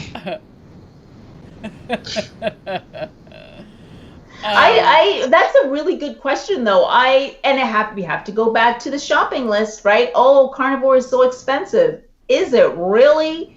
Now, when we take that into consideration, all of the over-the-counter drugs that we're no longer using. Yeah. Yeah, like I never go in a drugstore anymore now. I can run through the grocery store and I can only buy basically like cheese, meat, heavy cream, and just leave. I'm done. I don't need anything else in that place. That's right. Yeah. Large picture hits garlic and butter. Yeah. Awesome. And then Seabliss says most things herb spice wise I end up using for my hair. Oh. Interesting. Well, I think rosemary and thyme I just love the smell of them. I look for ways to like just have them. Like I just know that in a dish. Show. That's just a BBC show as far as I'm concerned, rosemary and thyme. And Evelyn says, since going carnivore, my taste buds are sharp. However, pink salt is my go-to seasoning. Lots of it. Yeah. Yes, Evelyn. That's all I need. Mm-hmm. That's it. And Invincible says, I feel like I need more salt as a carnivore. Absolutely. I go through, and I used to have like one container of salt, and it would just be in their kitchen forever. I don't remember buying it. Just salt is just there, and it's just been there. But now, like, I actually purchase salt, and I run out of salt, and I now have to buy. Yeah. And I'm like, where the hell did this all go? I have to buy it before it's run out. That's how I am about it. See, I've got a shaker full of salt, and that's all the salt that I have now until I go buy more. And I buy different kinds. So I have some sea salt, and then I have smoked salt, and then I have, the Redmond salt, and and it's kind of like, what flavor do I feel like having tonight? But it's like it's all salt. But still, it's not. It does have flavor. I've heard really good things about smoked salt. How is that? Oh, great. Great. Now, I don't cook with it. It's something that I add to afterwards because it's, one, kind of expensive. And two, a little goes a long way, so I don't need that much smokiness, but I do need that much saltiness. Okay. Yeah. So once again, I'm learning new stuff. Yeah. And I was at the grocery store and they had black salt there, but it was like $13. And I was like, Jesus. I want it, but I don't want to spend that much money on salt. But what does black salt taste like? What is that about? I don't know. That's why I wanted to get it. I think it comes from like Hawaii and maybe it has charcoal. I don't know. Oh, I'm not on the charcoal train. I'm sorry. Charcoal, toothpaste, and I'm not on that train. That train's just going to have to go without me. No, Well, I don't want that. anybody in the chat, if you've had black salt, definitely speak up and let us know. I like to try all things, so especially if they're different colors. So yeah. And A-Day, that's what I like about you. That's what I like about you, A-Day. If there were blue salt, I'd be like, sign me up. I gotta get the blue salt. This is the Smurf salt. If you want to know what it's about, Salt. Yeah. ask her. Invincible says black salt is so good. What does it taste like, Invincible? What are we talking about here? Tell us, Invincible. Yeah. I'm very curious. Yeah. So I did skip over. Alejandro asked a couple of good questions that are going to take us off this track. So I do want to go back to them. One, he asked, just checked blood sugar. It was 96 post 2 hours of 14 ounce of chuck steak and having electrolytes with monk fruit. Is that good? I don't know. What do you think? Did you test it? What is 92 in millimolars? What is that? Because I'm in Canada. I can barely handle I'll talk while I math. do that. So Alejandro, I think the question is, where were you when you started? So if you started at 85, then 96 is, good. If you started at 72 and it went to 96, that's an indication there's an issue. So, you definitely want to, I think when you're going to test these things, you want to test before you eat. And I think also test before the food is ready, because your brain does have that syphilic response. So when your mouth starts watering, like your brain and your body is already preparing for the food that's coming, and so your insulin levels can rise a little bit. So before you start looking at the food, and then you start to measure like a half hour intervals after you finish eating. So that's kind of what you want to look at. And you also want to see how long your numbers stay elevated and how quickly they return to baseline. So I'm also curious to know what it is Alejandro wants to do, like in terms of, is it good for what is it that he's looking to do? Well, I think he's asking specifically about the monk fruit, if it's having a response. But I think, this kind of goes back. So before we got on the call tonight, we did have a chat earlier today. And, Deborah was having a question about, her ketone numbers and her blood sugar numbers. And then that got me to test at the same time. And we discovered, we're actually both in the same place. We're the same. Oh, hey, real quick. It's 5.11. Okay. I don't know if that changes anything. Okay. So Deborah found that her ketones are actually quite low all the time when she tests, and her blood sugars are in the, I think in the 80s, is what we had said. And then I tested mine, and my blood sugar was 70, and my ketones were, what did I say, 0.3? 0.3. Yeah, 0.3, which was a little surprising because I was even eating, I did eat butter today. And usually when I have butter, it does make me produce a lot of ketones. And so we were remarking at how, what fat adaptation looks like. And, that at a certain point, once you have been eating this way a while, your body gets really good at it, and having a lot of ketones in your blood or spilling them into your urine is essentially a waste. So it's like if you're driving down the highway and you're dripping gasoline the whole way. It's just wasteful, dangerous, but also wasteful of an expensive product. And our bodies are not designed that way. We're always looking for the way to get the most with the least effort. So our bodies don't like to do that. So as you get good at burning, get fat adapted, get good at burning fat for energy, we make as much as we need at any given moment. So there's not going to be a lot of ketones just floating around in your blood. You're going to have just enough. And also, when we get fat adapted, that also is an indication that we are burning fat directly for energy. We always talk about ketones, but that's kind of because we don't have a way of measuring how much fat we're burning. We can only measure ketones, but our brains only can use ketones. I don't think the brains burn fat, but you only need a little bit of ketones to drive the brain, and then the rest of the body can more or less run on fat. So there just isn't a lot. Once you get fat adapted and get really good at eating this way, you just don't have a lot of ketones floating around, and your body just uses the fat that's, that you're eating as well as the fat on your body. And as it so happens, and I eat, we've talked about this before, more protein, and you eat more fat within the carnivore diet as well, which could be an indication of the glucose numbers as well. Right. So I have found that when I eat leaner and I eat more protein, my fasting blood glucose goes up. So where I might usually be, somewhere in the 70s, I'm going to be somewhere in the 90s when I'm eating leaner. So I don't know if that's necessarily a problem, but that's something I've noticed. I don't think it is. I think I would have been more concerned had my glucose numbers been higher than 80 or whatever it was. I'm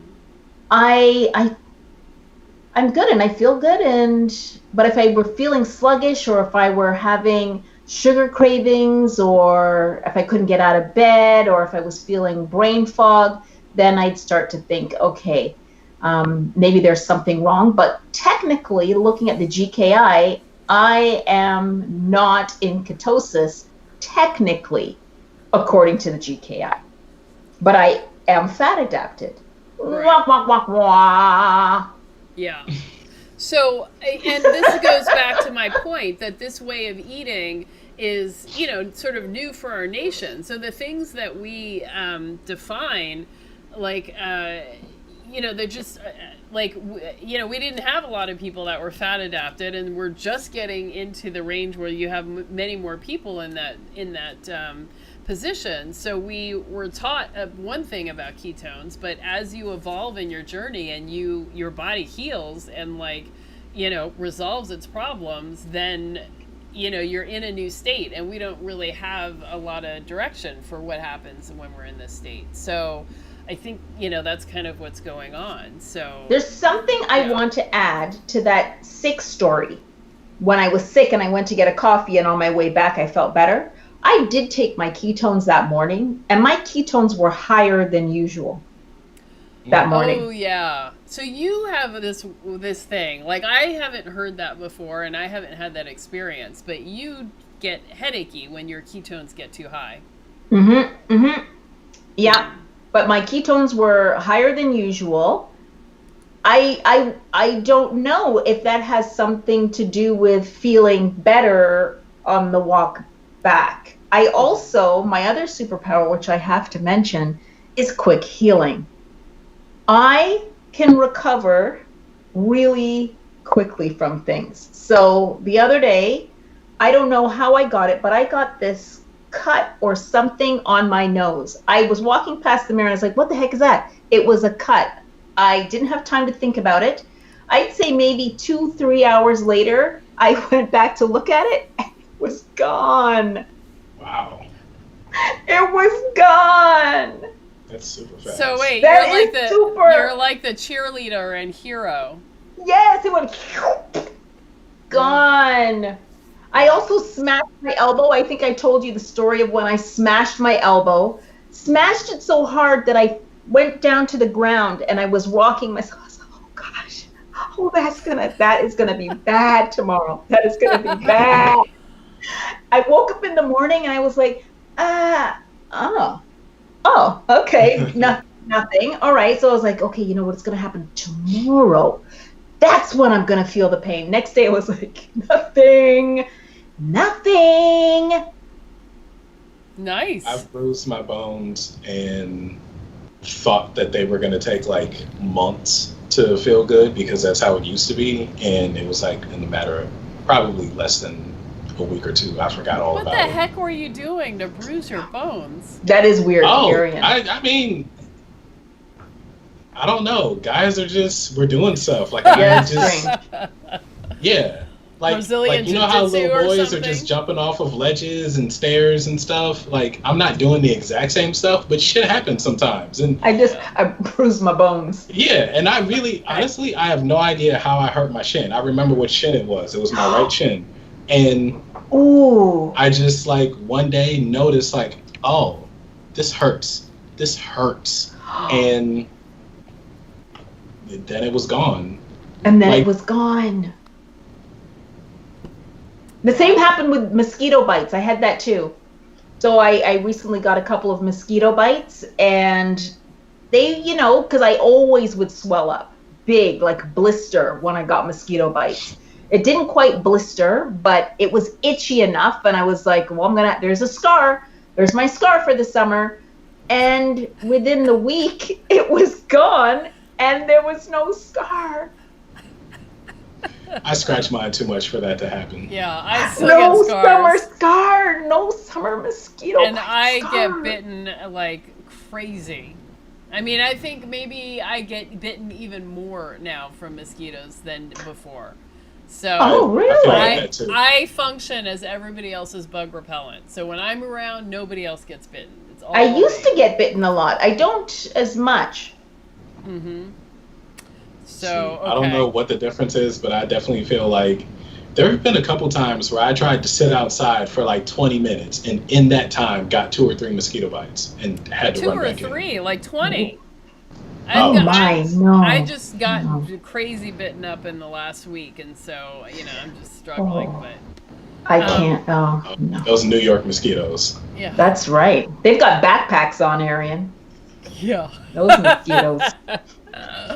So Alejandro says, I'm usually in the 80s. I think he's talking about the blood glucose. So, I mean, that doesn't sound terrible, but you probably want to do a more methodical study and take a look at what you're having and test yourself when you're not having the monk fruit so you can see the difference. And see the ones Yeah. too. I'd be curious. Yeah. And then Invincible VS says black salt reminds me of accent seasoning and salt mixed. I don't know what that is. I don't know what that is. Accent, that little white bottle that says accent in red letters. Is it potassium? It's MSG. Oh, okay. Oh, no, I don't know. This is also another thing about being carnivore, except for you, 8A, because 8A, you seem to know about everything. The other thing about being is I don't know anything anymore. I don't know what monk fruit is. I don't know what accent is. What do you got? Bojangles? I don't know what these things are. I don't know. I don't know, kids. Oh my God. So Invincible VS says, I ate a stick of butter this morning and nothing else. When I came home from my workout, I guess his workout, my blood sugar was 78 and my ketones were 0.4. Yeah, I think you must be super fat adapted because I've been kind of doing the same thing, and I was actually really surprised that my ketones were so low. So Can't get those numbers up. yeah. I can't get my numbers up. But that's okay. Like, why would you want to? That means that Exactly. you're like a not a fuel efficient car, and we want to be fuel efficient. Except when you want to like eat a lot of crappy stuff, and then that efficiency doesn't help. But yeah, that's awesome. God, you rock. And then Seabla says, I had red clay and black salt from Hawaii that I stretched out for years. Oh my God. That sounds amazing. I've got to try that. Do you eat the red clay? I'm sure. Do you eat it, Seedless? I'm sure it was in the salt, which would make it. I honestly, I don't know. I'm clueless. This stuff is so weird. Why don't y'all just eat food? Lipstick. That is food. It is food. Y'all make like a food volcanic? so Is it like a volcanic thing? Red clay? I think so. I bet you it was the color of my lipstick, which would be awesome. Yeah. So Alejandro says, I'm convinced monk fruit and stevia are not the best for my health. I need to scale back. Thanks. Yes. I would say definitely test and see. Just, really take a look. I think you're right, Alejandro. I Yeah. think you're right. Okay. And Invincible VS says, I have the same. When I lean up, I go to the 90s. So yeah, I think he's saying when he when he eats a lot of lean meats, that's what happens. Mm. And Cibola says, Alejandro, the best way to see if either stevia or monk fruit are impacting your blood glucose is to do a fasting test and to not have them with anything else. Yeah, excellent. Yeah, and I think we're going to talk about this soon. Arien says he's going to do the research, but I think that we got to be more methodical and scientific about how we test this stuff. And you know it, Arien. You're supposed to do the research. So we are going to, I think what I want to do is create some kind of cheat sheet or something to kind of give you guidance on how you use the scientific approach and what are you looking for in your body to determine what kind of response you're having. Because a lot of times, I'll ask people if you're having a response to something and they're like, no, and then I ask, or then they'll stay, in continued conversation, well, I had this headache last week, but it was this and the acne and this and that. And it's like, your whole body is having a reaction after you've eaten something. And,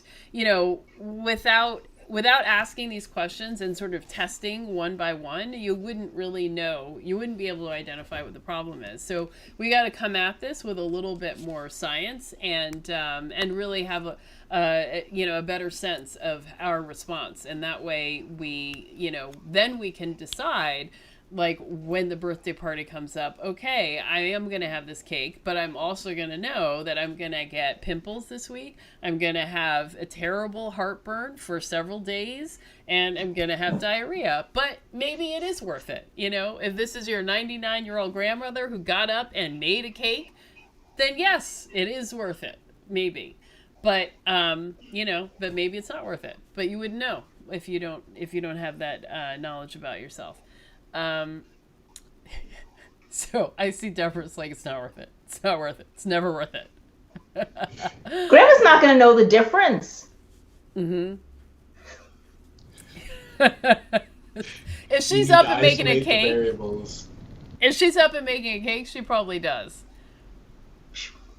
Yeah. Oh, is that what we're talking about? Just cheating the sugar out of a cake and thinking that you're still making a cake at the end of the day? What? Oh, that's a good idea, Arien. No, it's not. No, that's not what we're talking about. Oh, okay. So Alejandro says, thanks, Bliss. To be honest, the numbers don't show an impact, but physically I do feel a head rush to something. So something must be there. Does that make sense? Yeah, I think, you really just have to test and, and then take breaks, and several days of breaks. So you can't test every day. Like you got to go, a couple of days to a week and then test again. Cause it can take a while, to clear the stuff out of your system for sure. And then Bliss says, we don't really want to know what Arien was doing to Bruce's bones. Like really, y'all heard that long pause. That was because I couldn't remember. I think you have a very active, interesting quarantine life. I mean, this is true, but Melissa says Arien was doing parkour. I think that's exactly. That's more likely what it was. Like I probably, that's what I was saying. That's what I meant when guys do stuff. Like I still, those things, those like concrete blocks that are in front of parking spaces to stop you from just driving into the building. Like I just walk on those for no reason. Like, I get it. Yeah. I don't. I get it. I do those things too. And I don't remember falling, but maybe I did. Oh, and Raven says, if you're new, please subscribe. Yes, thank you. I'm supposed to have been saying this all along. Please subscribe. Hit the like button and, the little bell icon so you can get a notification. And Bliss says, yes, it's in the salt. I think she's talking about the red clay. And Invincible says, speaking of crazy things men do, my best friend tried to run and jump feet first through the sitting area of a forklift. No, he didn't make it. It's a horrible idea. That's an episode of ridiculousness waiting to happen. Does he have superpowers? I don't. Does he I have hope so. super? I I don't don't know what understand. kind of superpowers you would need to make that work. I mean, Carnivore, see, this is the thing. Carnivore is amazing, and it does so many wonderful things. But we will die, we will get hurt, and we do stupid things. And we will get sick sometimes. Oh, God. Now, that leads to a great superpower, though, because I feel like Carnivore has made my brain work a lot better. And maybe a carnivore brain would say, let's not jump through the forklift. Well, he might have thought, let's do it head first. No, maybe feet first is better. Yes. It could have been That's so much worse. Oh, That's it right there. Yeah. Yeah. Carnivore saved his life. Now, I do yeah. have to say that I do have better recall. My recall is better than it's ever been. Yeah, and I'm shocked by it. Like I'm surprised. Yeah. I still sometimes feel like it's a fluke. Yeah. But I can look at something before I had to actually purposefully memorize something. Now I can look at it and recall it later. But don't ask me any questions right now about anything. Do you ever notice?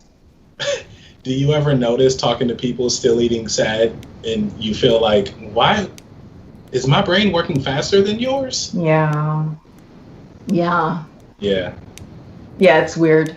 I try not to say anything about it. Yeah. Invincible says, is it just me, or do you guys feel the same way before you eat and after you finish? It's hard to tell by feeling of being full, if I just don't want any more. So I think what he's talking about is, like, before I would feel full and my stomach would extend. When we're sad, do you mean? Before when we're sad or before we eat? No, he means now. Before we eat. So now when I eat, like, there's not a difference, like, like, I don't feel different. Yes. I don't feel tired. Before when I was sad and I ate, I would feel tired afterward. Now I don't feel any difference before and after I eat. I don't feel tired. I can feel the difference. Well, there's that satisfied feeling, and sometimes you have to just look for that. But also, you can eat to the point where you will feel full, but you won't feel like A-Day, like you said, like full stomach. I literally don't have space to eat, but your body will tell you we don't want anymore, and you'll start to feel nauseous if you keep trying to eat. Now, I overate tonight, you guys. I overate. Why? Because I had 20 chicken wings to eat. And I ate them all. Oh my God. Even I couldn't do that. When I tried the other day, I could not. I ate 20. I think I got to around 15 and I was like, okay, I think that's enough. And I ate all. They were crispy. They were delicious. I ate all 20 of them. That's a feat. Did you take a break? I would not do that. I did not take a break because I had to do this. Well, for Invincible, I've tried eating raw, just because that's what people were doing, and I tried it, and I would have to say that was the sensation I got there was like before I ate, and then after I ate, just did not feel different. I was no longer hungry exactly, but I didn't feel like my state had changed. It was weird. Like, I just didn't. I don't know. Like, I think I understand what you're saying, Invincible, and yes, I do have that as well. But I'm not sure I don't like it. I mean, the thing about cooked food, at least in my mouth, I have this taste, and it's like, oh yeah, something wonderful happened. But in my stomach area, I don't really feel different. But I kind of like that, I now realize before on SAD, I would be hungry, and then afterwards I'd be maybe not bloated, but my stomach would be extended. Like my sense of fullness was about my stomach being full of something and it pressing against my abdomen. But now that doesn't happen, and no matter how much I eat, well, I've never pushed myself to go, with 20 wings. So no amount of what I eat, once it's chewed up and in the stomach, is going to have enough substance to actually extend anything. So I never get that bigness, I still feel flat and empty, when I eat. But I like that. Like if I, go and have like a carby meal, like I do not like how I feel after doing that. It's awful. Yeah. Admittedly, I have to say I do. I get a full tum after I eat now. Mm-hmm. I feel a difference that way. But I don't feel a difference in my energy levels.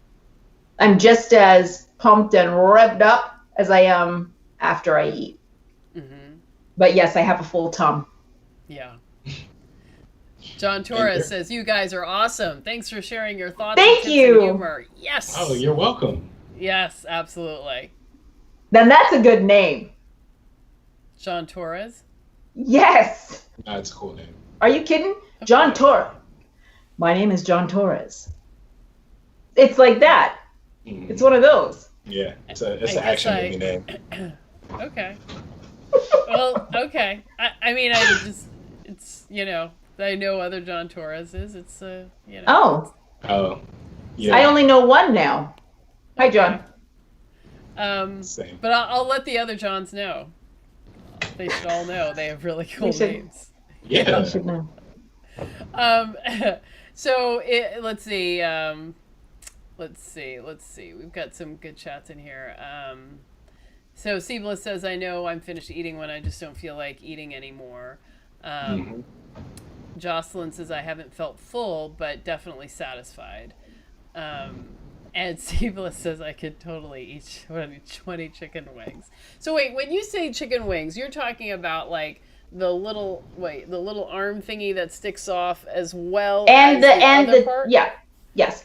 I mean, so not as one. Myself. So that's not one. That would be two. Oh, okay. Okay. Oh, all those right. are wingettes. That makes sense. Right. Yeah. So the little one and this one, the big chunk one, that's two. The big chunk one. That's two. That's two. So what do we call it in America? You got flats. Those are the parts with two bones. I don't even know what they're called. And then drumsticks are the leg. Yeah. Drumstick is the leg. The leg looking piece. But the other part is called a flat. So you would call a flat one wing and a drumstick one wing. Okay, so you had 10 wings. Yeah. Okay. That makes more sense. Okay. I worked hard to get 12 down, and I'm not going to do that again. Like at the end of it, I decided I'm done with chicken, period. Now, the only reason I ate the chicken wings, though, is I had to try it after our conversation the other day. Because somebody brought up chicken wings, and I was like, I'm going to try this. And see how I want wings. And I engulfed them. Well, the buffalo sauce was amazing. So I've been since having I didn't do the sauce. I don't do sauce. Oh, I didn't do that bit. I don't know. I just crunched them up in the oven. Yeah, I would definitely cheese my wings. Inquiring minds wanted to know about these 20 chicken wings, but now we've got it clear. So it was 10. It's 10. Yeah. 10 full wings. 10 full wings. And Studsy Nubian says, hell nah to raw. Yeah, I agree. It was an experiment. To raw. It was an experiment, and it's over now. I'm not gonna keep doing that. I don't like it. You tried it out. Yes, as I said, I try everything. So Evelyn said, when I ate veggies, I filled up with gas, not on carnivore. Yeah. Melissa says Deb cracks me up.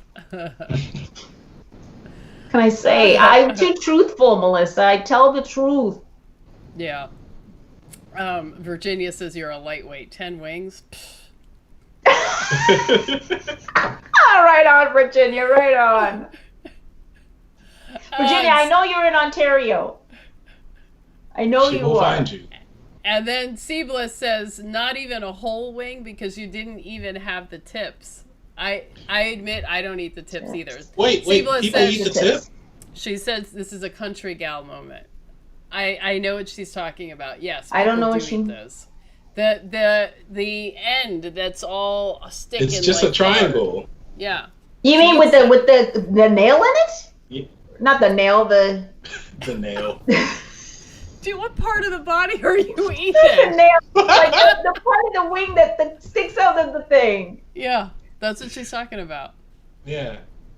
I mean, it makes sense because all that is like skin and gristle and some fat. So I might eat that. Sounds good to me. If the sauce was good or if it was spiced really well, yeah, I'd probably.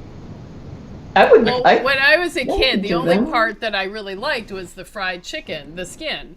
The meat itself I didn't like, and so I would eat like a bit of it, and then I'd be done. And everyone is like, and I'd go back from work, and they'd be like, "You didn't eat what you had," and I'm like, "It's just bone," and they're like, "Yeah, eat the bone and the joint and the cartilage and the wingette, the little tip of the thing," and I'm like, "Oh, I just wanted so."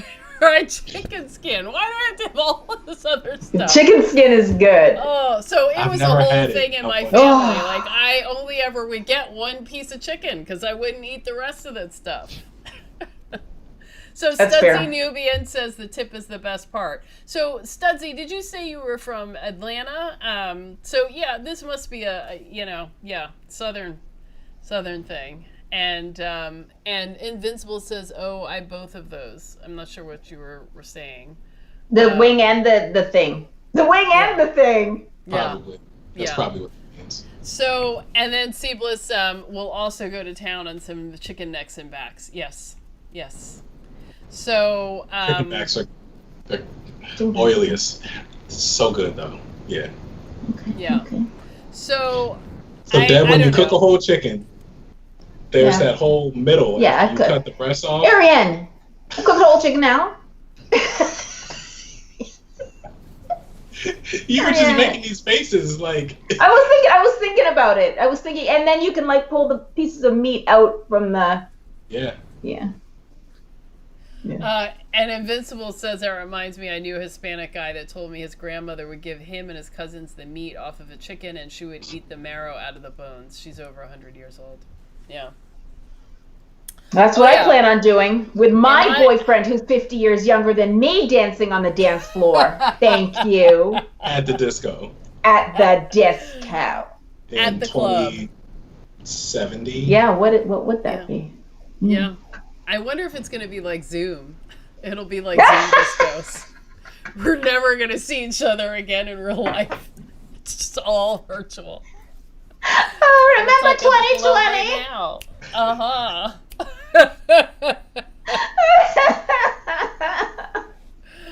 Yes, I do remember 2020. I do remember it. Yeah.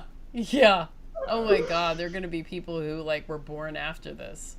Okay, so now speaking of dancing on the dance floor, okay, another superpower. My fight or flight and my reflexes. I gotta tell you, my fight or flight is ooh, I can move. I can move fast. If something is threatening me, I feel there's danger, I'm like, go on. I feel like there's a story there. There is a story. Because I don't know that I have this superpower, but that just makes me wonder if my life has been boring for the past couple of years. There is a definite but then what's interesting is it can come right back down. That's what's interesting too. I noticed this about a year ago. I can move, but then when I see everything's okay, I go, and I can go back into myself. But yes, there is a story there. I had a coworker scare the bejeebers out of me, and I jumped out of my chair and I was across the room in a flash. And she was guess like, everybody was like, you are not the person we're going to go to because you're going to be gone and we're going to be left dealing with the danger and you're going to be gone. Just a big puff of smoke. That's my gone, actually, fight or flight. That means without the working out, the sprint skills were there. Right? Yeah. And the other thing too is I noticed that maybe I do have an interesting life. I can grab things and catch things. I'm just like... I would say yes for me too. I can do that now. I'm much more... I guess it's my reflex or coordination. Like, I can catch things, I see them coming, and I catch them, and it's like, In my peripheral, too. I'll be like, yeah. Got it! Yeah. So while Deb is catching flies out the air. See, you guys didn't even see that. It was so fast. I was laughing about what's in the chat. So, Seamless was talking about Deb's cougar life. I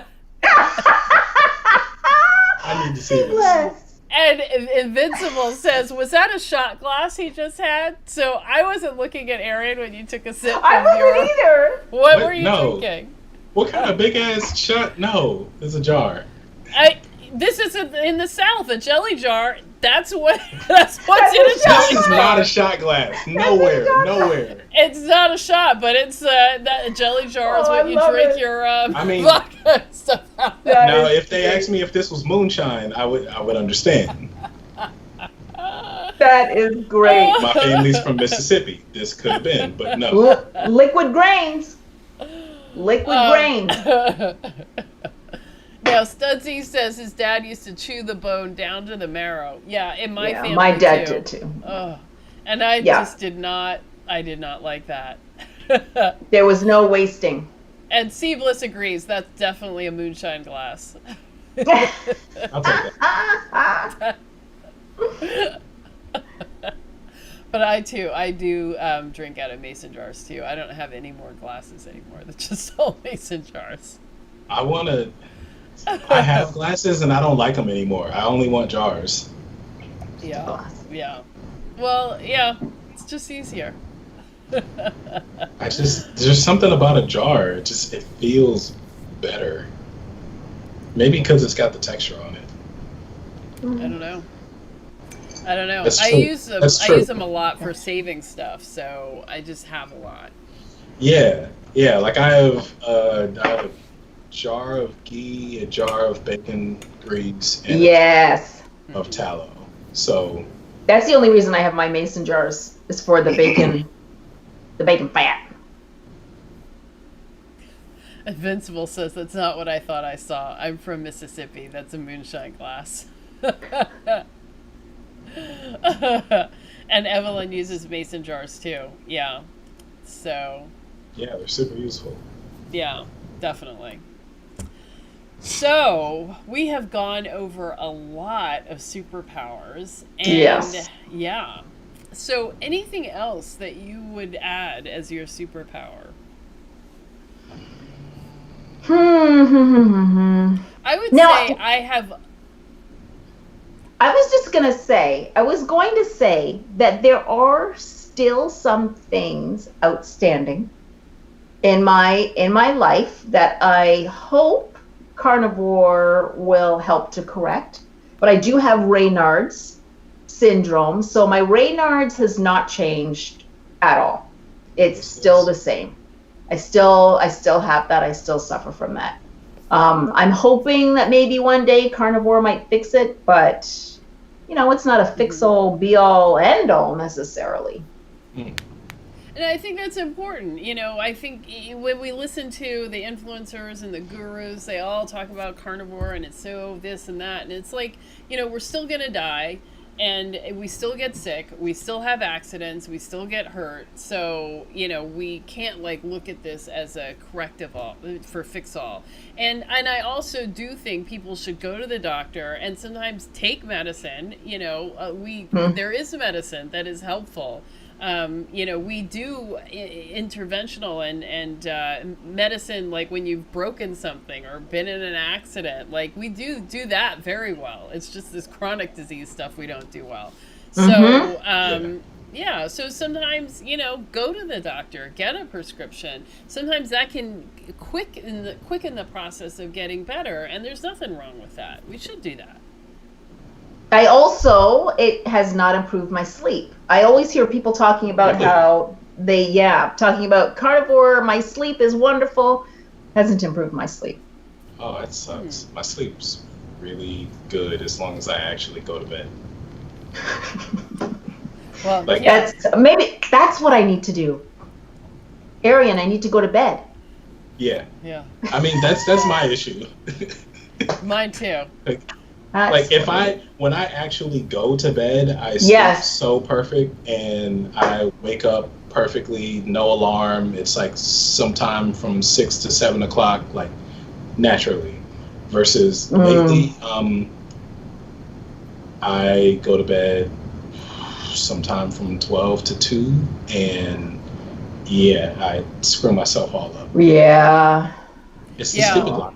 So I'm exactly the same. And like last night I was up until 2, and you know, I've always got one thing going or another, but I still wake up between 6 and 7. So then I'm just tired, you know, sort of sleepy, but you know, I still keep going, and I don't know. So I gotta lay down. I just gotta get for me, there's a definite catch-up time. I'm not exactly sure how many hours it is that my body demands, but if I were to go to bed early in the morning, 1 o'clock, 2 o'clock, I will wake up at the regular time, 6 o'clock, but my body's gonna make up for it. So either I'll fall right back asleep and I'll get that extra time and sleep in, or in the afternoon, I have to take a nap, and I will just fall asleep. My body is going to get those hours back. See, I wish mine did that. Even if I do take a nap, it's not the same as sleeping at night. Yeah, same. There's something about sleeping in light, I think, that causes a problem for me. Like, I need total darkness. And even if I fall asleep, like sometimes I'll be reading in bed and I'll fall asleep and I'll wake up hours later and the lamp is still on, and it's messed up my sleep even during that time. Like I don't really feel like I've gotten my sleep. So it is a problem for me somehow. But I wake up all night long. All night long. Alejandro, you're always welcome in this space. We are the Black Carnivores, but we welcome all people. Alejandro was questioning that? Was Alejandro questioning? Well, he was saying he's a brown carnivore. But we welcome all carnivores. So please, always feel comfortable. Yeah. Please. Yeah. Definitely no problem there. Yeah. And Seabliss can do a cat nap during the day, but not a long sleep, just a cat nap. I don't know how to do a cat nap. If I lay down, I'm sleeping until I wake up again, which is like 5 hours later, and then I feel refreshed and great, and then I'm like up until 3 a.m. I've actually had like 5-minute naps. I have actually just went, yeah, and then but you 5 told minutes us later, when you were on the treadmill, but that's not. No, that was reacting. That was terrible. That was a 30-second nap. Did you feel refreshed? Oh my goodness. Look at, you see, not the face. This is all I ask. Not the face. Imagine if you had hit, that would have been this terrible. This is my point, AJ. This is my point. Reacting would have owed me a heck of a lot of money. Yeah. It would have been litigation up the Yahoo. Yeah. Yeah. React to that. Yeah. Jocelyn loves naps. Studsy doesn't like them. Evelyn says, on keto, my energy was so hyped I had to use sleep music to calm down. Now I sleep deep on Carnivore with or without sleep music. Yeah. Interesting. Well, I would say not a drawback, but one thing I notice is that I really have a ton of energy.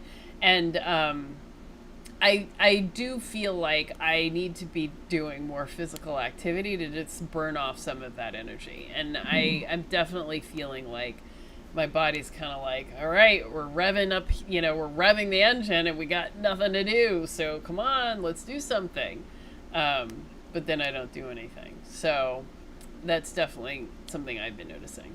And I might need to like lay off the fat because I don't need that energy. I'm like not using it for anything. So I honestly have, like, it's 9 o'clock, it's 9 whatever, and we're like, what did it do? Yeah, I'm good. Yeah. And like, if I felt like I feel those bursts of energy sometimes, and I'll pace around thinking about what is the thing that I feel like doing that I can mentally put the energy into, or I have a pull-up bar and I'll just bust some of those and be fine. So I need to put up a pull-up bar. Yeah. There it is right there. Yeah. You Like, gotta use the I pull-up bar. don't go work out. I just do what I feel like doing. Maybe in I that can moment. start with wall push-ups. Yeah. Yeah. You guys have at it. No, Deb, you're coming in too. No, you guys enjoy that. We're gonna do 5-minute Zooms where we all work out. Well, 31 Daniel is just trying to get off the CPAP machine, so that totally can happen. Oh, so yeah, I stopped snoring when I went carnivore. How do you know that, Arien? Hmm? How do you know that? How do you know? So I stopped snoring when I went carnivore. How do you know that? No, I heard your question. I stopped snoring when I went carnivore. Well, I've heard that I stopped snoring. I've definitely used some sleeping apps to record myself. So yeah, my snoring, I stopped snoring as well.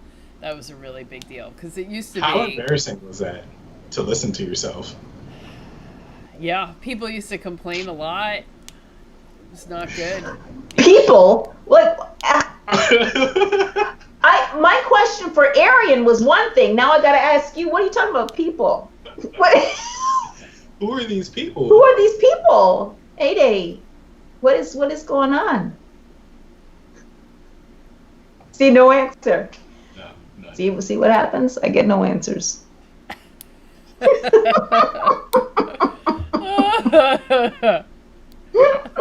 But yeah, I have to say, I think that it would help with the CPAP machine. I think so. I totally think so. We were just talking about that on Instagram. Because somebody said that they had stopped their snoring going. I think it was it keto or carnivore? Oh, it must have been carnivore. Why not? Because that's what we are. Yeah. But somebody was saying that, and then someone else said like, "Oh, I've never heard of curing snoring." And I said, "Oh yeah, totally." Because like as far as I know, the body stores fat in the throat, right around there. Yeah. Well, I'm so glad that that's something that's changed because it was really hard to get a good night's sleep, and now I feel like I definitely get a good night's sleep, and it doesn't take as much to feel rested and like feel good. Now I'm just reading the chat. I guess I am a bad girl. I don't know.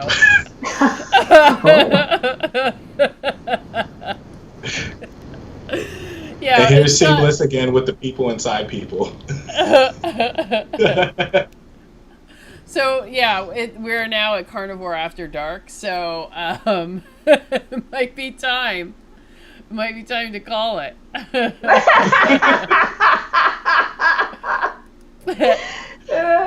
And let's just say going carnivore benefits everybody. It does. Yeah. The whole family. And animals who are carnivore. Yeah. Yeah, and I think I'm getting tired savings. now. Actually, Think that was about what was that? Think of all the savings too. There's so much. So many much great saving. things. Yeah. So many savings. Oh yeah, I spend less on everything, and I guess that money is there to get used towards other stuff. There was, I have to say, a little bit of a morning when I stopped spending as much money and I stopped shopping as much as I did. There was an adjustment that happened there. There was like Oh, so I'm not gonna. It was a weird, yeah. So get used to that. You're gonna have a little bit of a feeling when you walk in with like just a few items in your hand. You're gonna be like, and all of this cupboard space. There's nothing in your cupboards anymore. Yeah. There is no pantry. Pantry? Yeah. There's no pantry. Yeah. My pantry is a graveyard of food that I don't eat anymore. Mine has cleaning products in it.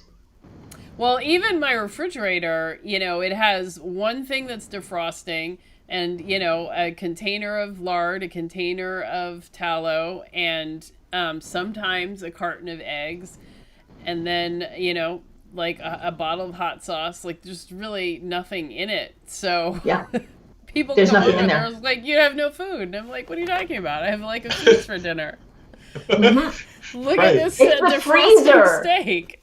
It's in the freezer. My freezer is packed now. Yeah. Yeah. My freezer is packed. Mm-hmm. I need to replenish my freezer now. It has recently gotten empty. But even for me, empty is like there's a pork shoulder in there and like 3 packs of bacon. Oh, you're getting low. Arien, you're getting low. Yeah, it's like not nearly enough. But like all my salad dressings are gone. Like that those shelves that are in the door of the refrigerator are like empty now. Mm-hmm. I do have mustard in there. I do sometimes use mustard with my sardines. Mm-hmm. Yeah, mustard's good. So Studsy says my pantry is stocked with veggie soups and dry goods for whatever may happen. So I often wonder, I'm often thinking about what happens in the zombie apocalypse. And I think if that happened, I would be in really bad shape because I watch, The Walking Dead and they're like eating crap all the time. And I think I just am not going to be able to survive if I have to be eating, canned chocolate pudding and, whatever's left. Like, I don't know. Maybe I would be with that group that's like eating. I don't know. I just don't see myself surviving. Barbecue zombie, baby. Let me tell you, there's always a squirrel out there. A-Day. There's always a squirrel out there. The zombies get them. Zombies don't eat squirrel. Why would a zombie eat a squirrel? They eat anything. They eat anything. There's no thinking. They just eat what moves. They eat each other. They eat anything. I mean, come on. Are you, like, not up on the zombie rules? I'm not. I only saw Zombieland. Sorry. And actually, in Zombieland, I did wonder who was going to slaughter my meat. I did wonder that. Because if the electricity goes out, that means the freezer are out. Well, who's going to kill my meat? So I have to do it myself. Mm-hmm. Yeah. Well, you got to eat it right then. Like got to eat it right there. Yeah. Well, I think that, we are worrying about freezer and stuff like that. But I think, if for... how many hundreds of thousands of years we had no refrigerator or freezer. We knew lots of ways to, preserve meats and to keep them and to store them and to do whatever. So we would figure it out. It's just about getting back to older knowledge. And that's why I love some of these people who like look at historic cookbooks because like there were so many ways to prepare meat to to get through a long winter or to to consume later. So I wouldn't worry about the zombies. I would worry about the zombies. I would not worry about how you're going to eat meat longer Just feed term. the zombie a steak. Don't worry about the zombies. Yeah, don't worry. It's gonna be fine, guys. It's gonna be okay. Yeah, and it's gonna be me. Right. You just gotta have salt. As long as you can get some salt, you're gonna be all right. And you have a good hunting dog, like I do. My Chihuahua Bijou. There you go. Bijou and I on the range. She's helping me to hunt down the squirrels. We're fine. And Evelyn has a point. I don't wish to survive the apocalypse. That's an option too. Yeah. As soon as you said like eating canned chocolate pudding and whatever, I said, screw that. Just let me die. I'm good. Well, it would be a pretty long fast for me. Like, I'd have y'all to can say. fry me up when I'm done. I'm straight. I don't Yeah. need to deal with none of this. That's interesting. Yeah. Hey, Nisha, great to join us. Thank you. Nisha. Yeah. And Evelyn says, I still need flushing toilets. Yeah, you know, in the zombie apocalypse, that may not be an option, but, you know. Nope. We got a hole out back for you. That's about it. Yeah, so Melissa says, salt's in your backpack for the zombie apocalypse that tied you over between hunts. So I say, instead of, what was the song? Hot sauce in your purse? You need... Oh, Deb! Come what on! You did? What are you talking about? Oh, all right. We got to take that offline. We can't. What are you talking Beyonce! Okay. No, I know Beyonce. Okay.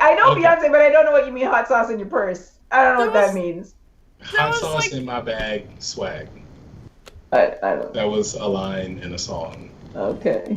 And instead of hot sauce, carnivores are Salt. So, Salt. okay. Okay. Seamless. I don't know if she's astounded by you, Deb, or by us, but I think probably by you. I think it's them. I think it's these two. Right here. Oh. You're like, what is up with them? They don't know anything. Oh. Where did they come from? See, and you talk about you always learn something on these. We are learning. Yeah. What is? Like, I apparently in Canada, you still got to pay for healthcare. Beyonce is not a thing up there. No, she is. She is. No, she is. She is. No, I don't want to get in trouble with my Canadians here. No, she is. Listen, but there's still, Sarah McLachlan has a place in our hearts. Okay. So Seabliss, I think, said she was confused by me. So I'm talking about, carrying salt in the purse, like, is as a carnivore, for me, like, the electrolyte balance thing is super important, and also flavor things, super important. And then finally, in the zombie apocalypse, preserving some meat, super important. And the other thing that I think about meat is, or beef, that's so interesting, is it's pretty hardy. Like, I feel like you can do a lot with it before it really goes bad so that it's not edible. That is not true with chicken or with fish. So it is, it's kind of an all-purpose meat in that respect. Like, I don't, maybe not a hamburger, but you could carry a steak. You could carry a steak and coat it in salt in your backpack, as you're, like, racing through the apocalypse. And you could bury it, too. You can bury it deep into the ground. Yeah. Well, I think it would get eaten by other things that are also looking for food. Deep down in the ground. That's the way we used to do it. Yeah. So Seabla says, that hot sauce in the purse. I have a ton of kosher salt, and also with beef we can make high meat. Yeah? Nope. I'm out. You're like, if I have to have high meat during the apocalypse, I'm done. I'm good.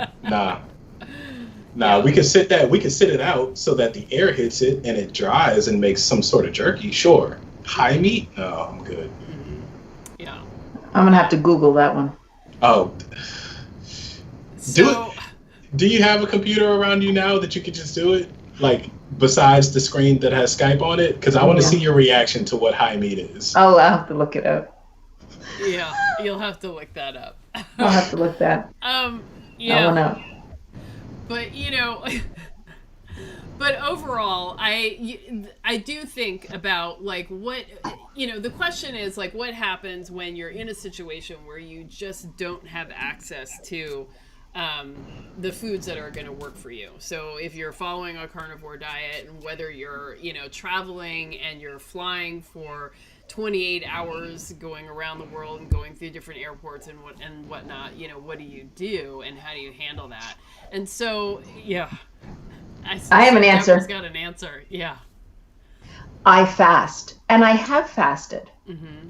When I was traveling, I have fasted for 3 days. Wow. But you you also said that you get these headaches when your ketones go too high. So how do you handle a 3-day fast? I did what I did. I did what I had to do. So you didn't get the headaches, or you did? I probably did, to be honest with you. It's just a headache that I deal with. I probably did get a headache, but I also had salt with me too. Not that it helped my headaches, but yeah, I'd rather do that than have to succumb to eating what was available to me. Right, right. So I think it's important to kind of draw a line in the sand and decide, if what I need isn't available, am I going to eat this other stuff, or am I going to wait for what I need? And I've gotten to the point where I'm going to wait for what I need, because how I feel when I eat this way is so much better. And, going back to the jokes, like, I don't see myself being able to fight off any zombie horde if I'm eating sad. This way, I might be like Deborah and shoot off like as soon as be like a rabbit, just so anxious, and the moment anything happens, I'm like gone. So I could be like that, on a carnivore diet, but I would not be able to do that eating sad. So my ability to survive is going to be better by just waiting until I can get that thing that is actually going to work for me. And I think sometimes we tell ourselves, oh, there's nothing available, so I may as well have this, kettle corn or donut or whatever it is. But, sometimes it's also an excuse to, eat those foods. And it also depends on how you deal with fasting. I know that now, if I were to fast for 3 days right now, I'd say within maybe 40 hours, I would start to feel weak and shaky, just because I haven't done an extended fast for a few months. So I think if you're good at fasting, if your body has adjusted to that, you could actually start to feel lighter and better too on a fast, rather than eating that kettle corn. That makes sense. Yeah.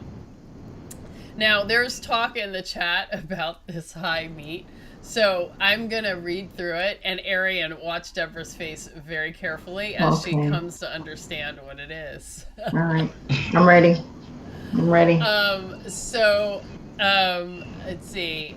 High meat is rotten meat. And Invincible says, I love high meat. And Melissa says, I just screamed. And Invincible says, I have like 8 jars of high meat. The oldest is 9 months old liver and beef and some blood that I did all the same day. That I did? What do you mean you did it? Well, how do you do it? How do you do it? They started put it in all a jar of that at the same time. And does it get moldy? Like, what are we talking about here? What's happening to the? How does it go rotten? It's a different kind of rotten, I think. Like, it's not exposed to air. I think it's supposed to be in an enclosed. No, it is. You keep opening it every couple of days to let it breathe and let the bacteria grow. And Invincible says, I get energy. But you don't want it moldy, right? Meat. It doesn't get moldy, but there's bacteria in there that's part of this like fermentation process. And Melissa says, ew. Yeah. You know what? I'm okay. Well, the way people talk about it, I definitely kind of wanted to try it, but I never quite had enough courage to do so. Do I use it as a spread? Like, when it's time to eat it, is it a spread that I use it? Like, how am I using high meat? What am I doing with this now? You take bites of it? I don't know. I'm good. Yeah. I'm all right. Yeah. I've seen pictures of it. It's like green and orange. Okay. Evelyn says, why? Why? This is my question too, Evelyn. Yeah. Well, I mean, people say it's super nutritive. People say a lot of things. You know what I bet the rush of energy is? If it's starting to rot, but it's still edible, then those bacteria have probably broken it down into something that is more readily absorbable by the body. And that's why you get the rush of energy, because it's so many nutrients at once. I think it's a fight or flight. That's what I think, Arien. Like your body's we gotta get the FOA from this. Yes. It's like it's like that. This is let's go now. Yeah. Well, Studsy says not on my drunkest day, so. Right. Thank you, Studsy. Yeah. Yep. Yeah. There's plenty of ways I'll beat up my body. That's not one of them. That's not going to be. No. Invincible says it's like eating fermented vegetables, probiotics. Oh, is it? Okay. And Evelyn asks if it stinks. I would imagine it has an odor. I'm pretty sure it does. Yeah. Yeah. Like the only fermented vegetables I like are even, and I don't love them, but like I'll eat sauerkraut, and that's it, I think. You know, I just thought to myself, maybe this is the next level, carnivore. We go from cooked meat to raw meat. Yep. I'm a high meat carnivore. Yeah. That's literally it. Well, that's kind of the progression that it's been. That I will never see. Yeah. Because, and really, if you think about cooked meat to raw meat, there's that in between where they're becoming more and more said it rare. Stinks very bad. Even the person who likes it says it stinks very bad.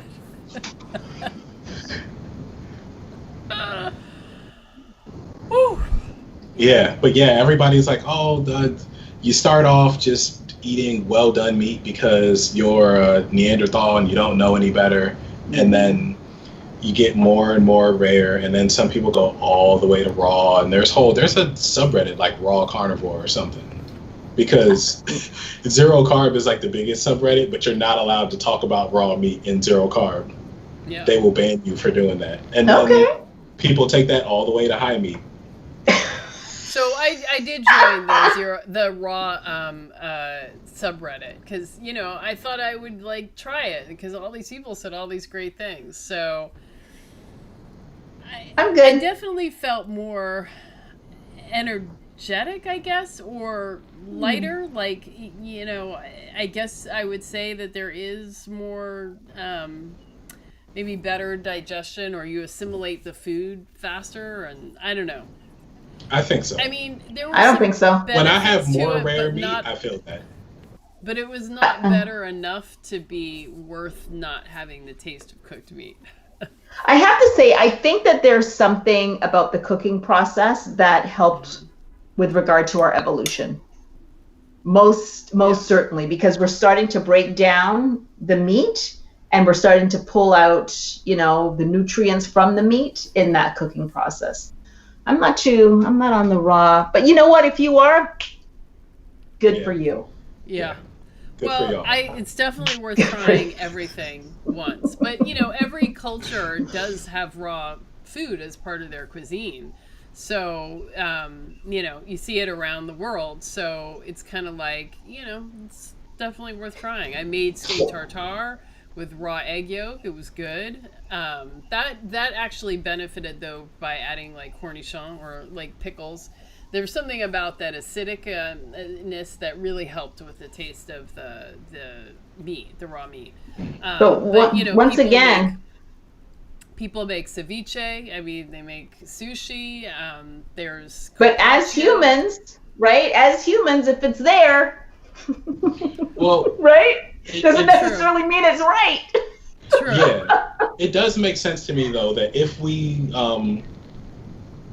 killed an animal, we probably ate a bunch of it right then, and then there's the rest of it afterwards, and now it's exposed to the air, and maybe that's where the need to cook stuff came from. Like, I don't know. So we got big brains to decide. I don't know that cooking helps preserve. I mean, I guess it could a little bit help preserve a little longer, but... Well, it kills that outside layer of whatever's on the meat, like the bacteria that are now exposed to the meat. Yeah. Like, that's why, like, most carnivores end up somewhere in the medium rare or Yeah, I'd say about medium rare range. It's like how they want their steaks and stuff. And that's basically, I'm going to kind of cook the outside or kind of cook the inside, but really the outside is what gets the heat. Yeah. And that's the part that's right. actually been exposed. And the inside is sterile, so until you cut into it, you know, maybe you're right. Maybe there is no bacteria. Like, you can just keep cooking the outside and get to, or cutting off the outside and get to, you know, a piece of meat that's still safe to eat even a month after. I mean, they hang the beef for a month after it's slaughtered before it even gets to the grocery store. And then you still have a couple more weeks before, you know, it really is a problem. So, yeah. But I think we might be scaring the newbies. So for those of you who are new, don't worry. Don't do high meat. Don't eat raw. Cook your food. You don't need to hear about any of this. I have seen stuff that says that cooking food makes the nutrients more available. So I don't know. Deb, I'm throwing out a theory. I have no idea. Just cook it up. I like my food cooked. This is my whole point is 2020. We're at a place now we can make a choice. You can try it if you want to. If you like it, do it. If it doesn't do anything to you, you feel good. But we have the choice to do what we. If you want to eat high meat and you love it and it feels good, you feel great, then you eat your high meat. I just hope you're already in a relationship. And so far as we know, there's no zombie apocalypse coming. So for now, just eat cooked. Don't worry about it. But we have had an incredible conversation tonight. I am so amazed that all of you stuck in there and hung out with us all of this time. I mean, wow. How many people do we have? We still have 19 people here. Wow. Having a great Some people time. are like, I don't want to hear about this high meat. Yeah. Like high meat came up and the numbers went. And we're going to look at the analytics later. I don't want to hear about no high meat. But, it was like, rotten meat in a jar? Oh, hell no. Turn this off. But don't worry about that. Don't worry. The hamburgers, bacon, it's fine. Don't have to do anything weird. But, you know, like I said, I like to try everything once. So I don't want to be totally down on all of these things. I'm willing to try these things. I'm probably not going to make my own high meat ever. So if I ever meet you in real life and you have some high meat with you, I will try it. A small. Invincible, if I ever meet you in real life and you have some high meat with you, I won't try it. Keep it to yourself. How about that? I don't want to see it. Don't open that jar. A-Day will do it, though. Yeah. I will try A-Day will do it. Yeah, on camera. Yeah. Really? Okay. That's a bet. We're going to hold you to that now. Mm-hmm. Black Carnicon 2021. Someone is bringing high meat and you're eating. You can mail it to Black her because it doesn't matter. It's not going to get rotten on the way there. True. Although the Postal Service might be like, this is hazardous material. We're confiscating this and we're using hazmat suits. They're going to put it under one of those shields and blow it up like it's a bomb. Yeah. Border Patrol. It looks like high meat. But did I just hear you say Black Carnicon? I love that name. Never even occurred to me. We are doing a Black Carnicon. Oh my God. I like it. See, I feel like Carney makes it sound like Carnival though, and I don't think so. I think he's right. That's what they're called. Like on Simpsons, they call them carnies. Yeah, I think he's got a little bit of a carny thing. Yeah. We got to workshop that name, but it's going to be Black something con. All right. But there is something going to happen. Leon says I will try it if I'm starving. So, all right. Everybody else is excited to see me try this on video. And Jocelyn says I would probably gag watching. Yeah, probably.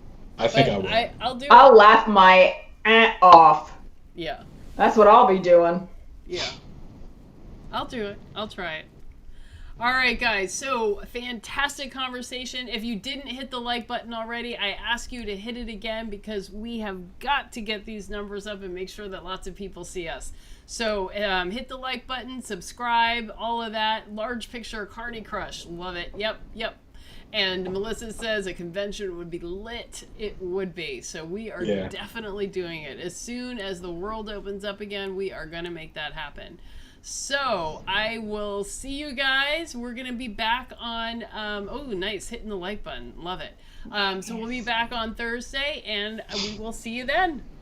All right. Bye, everybody. Bye. Have a great Bye, night. guys. Thanks for staying.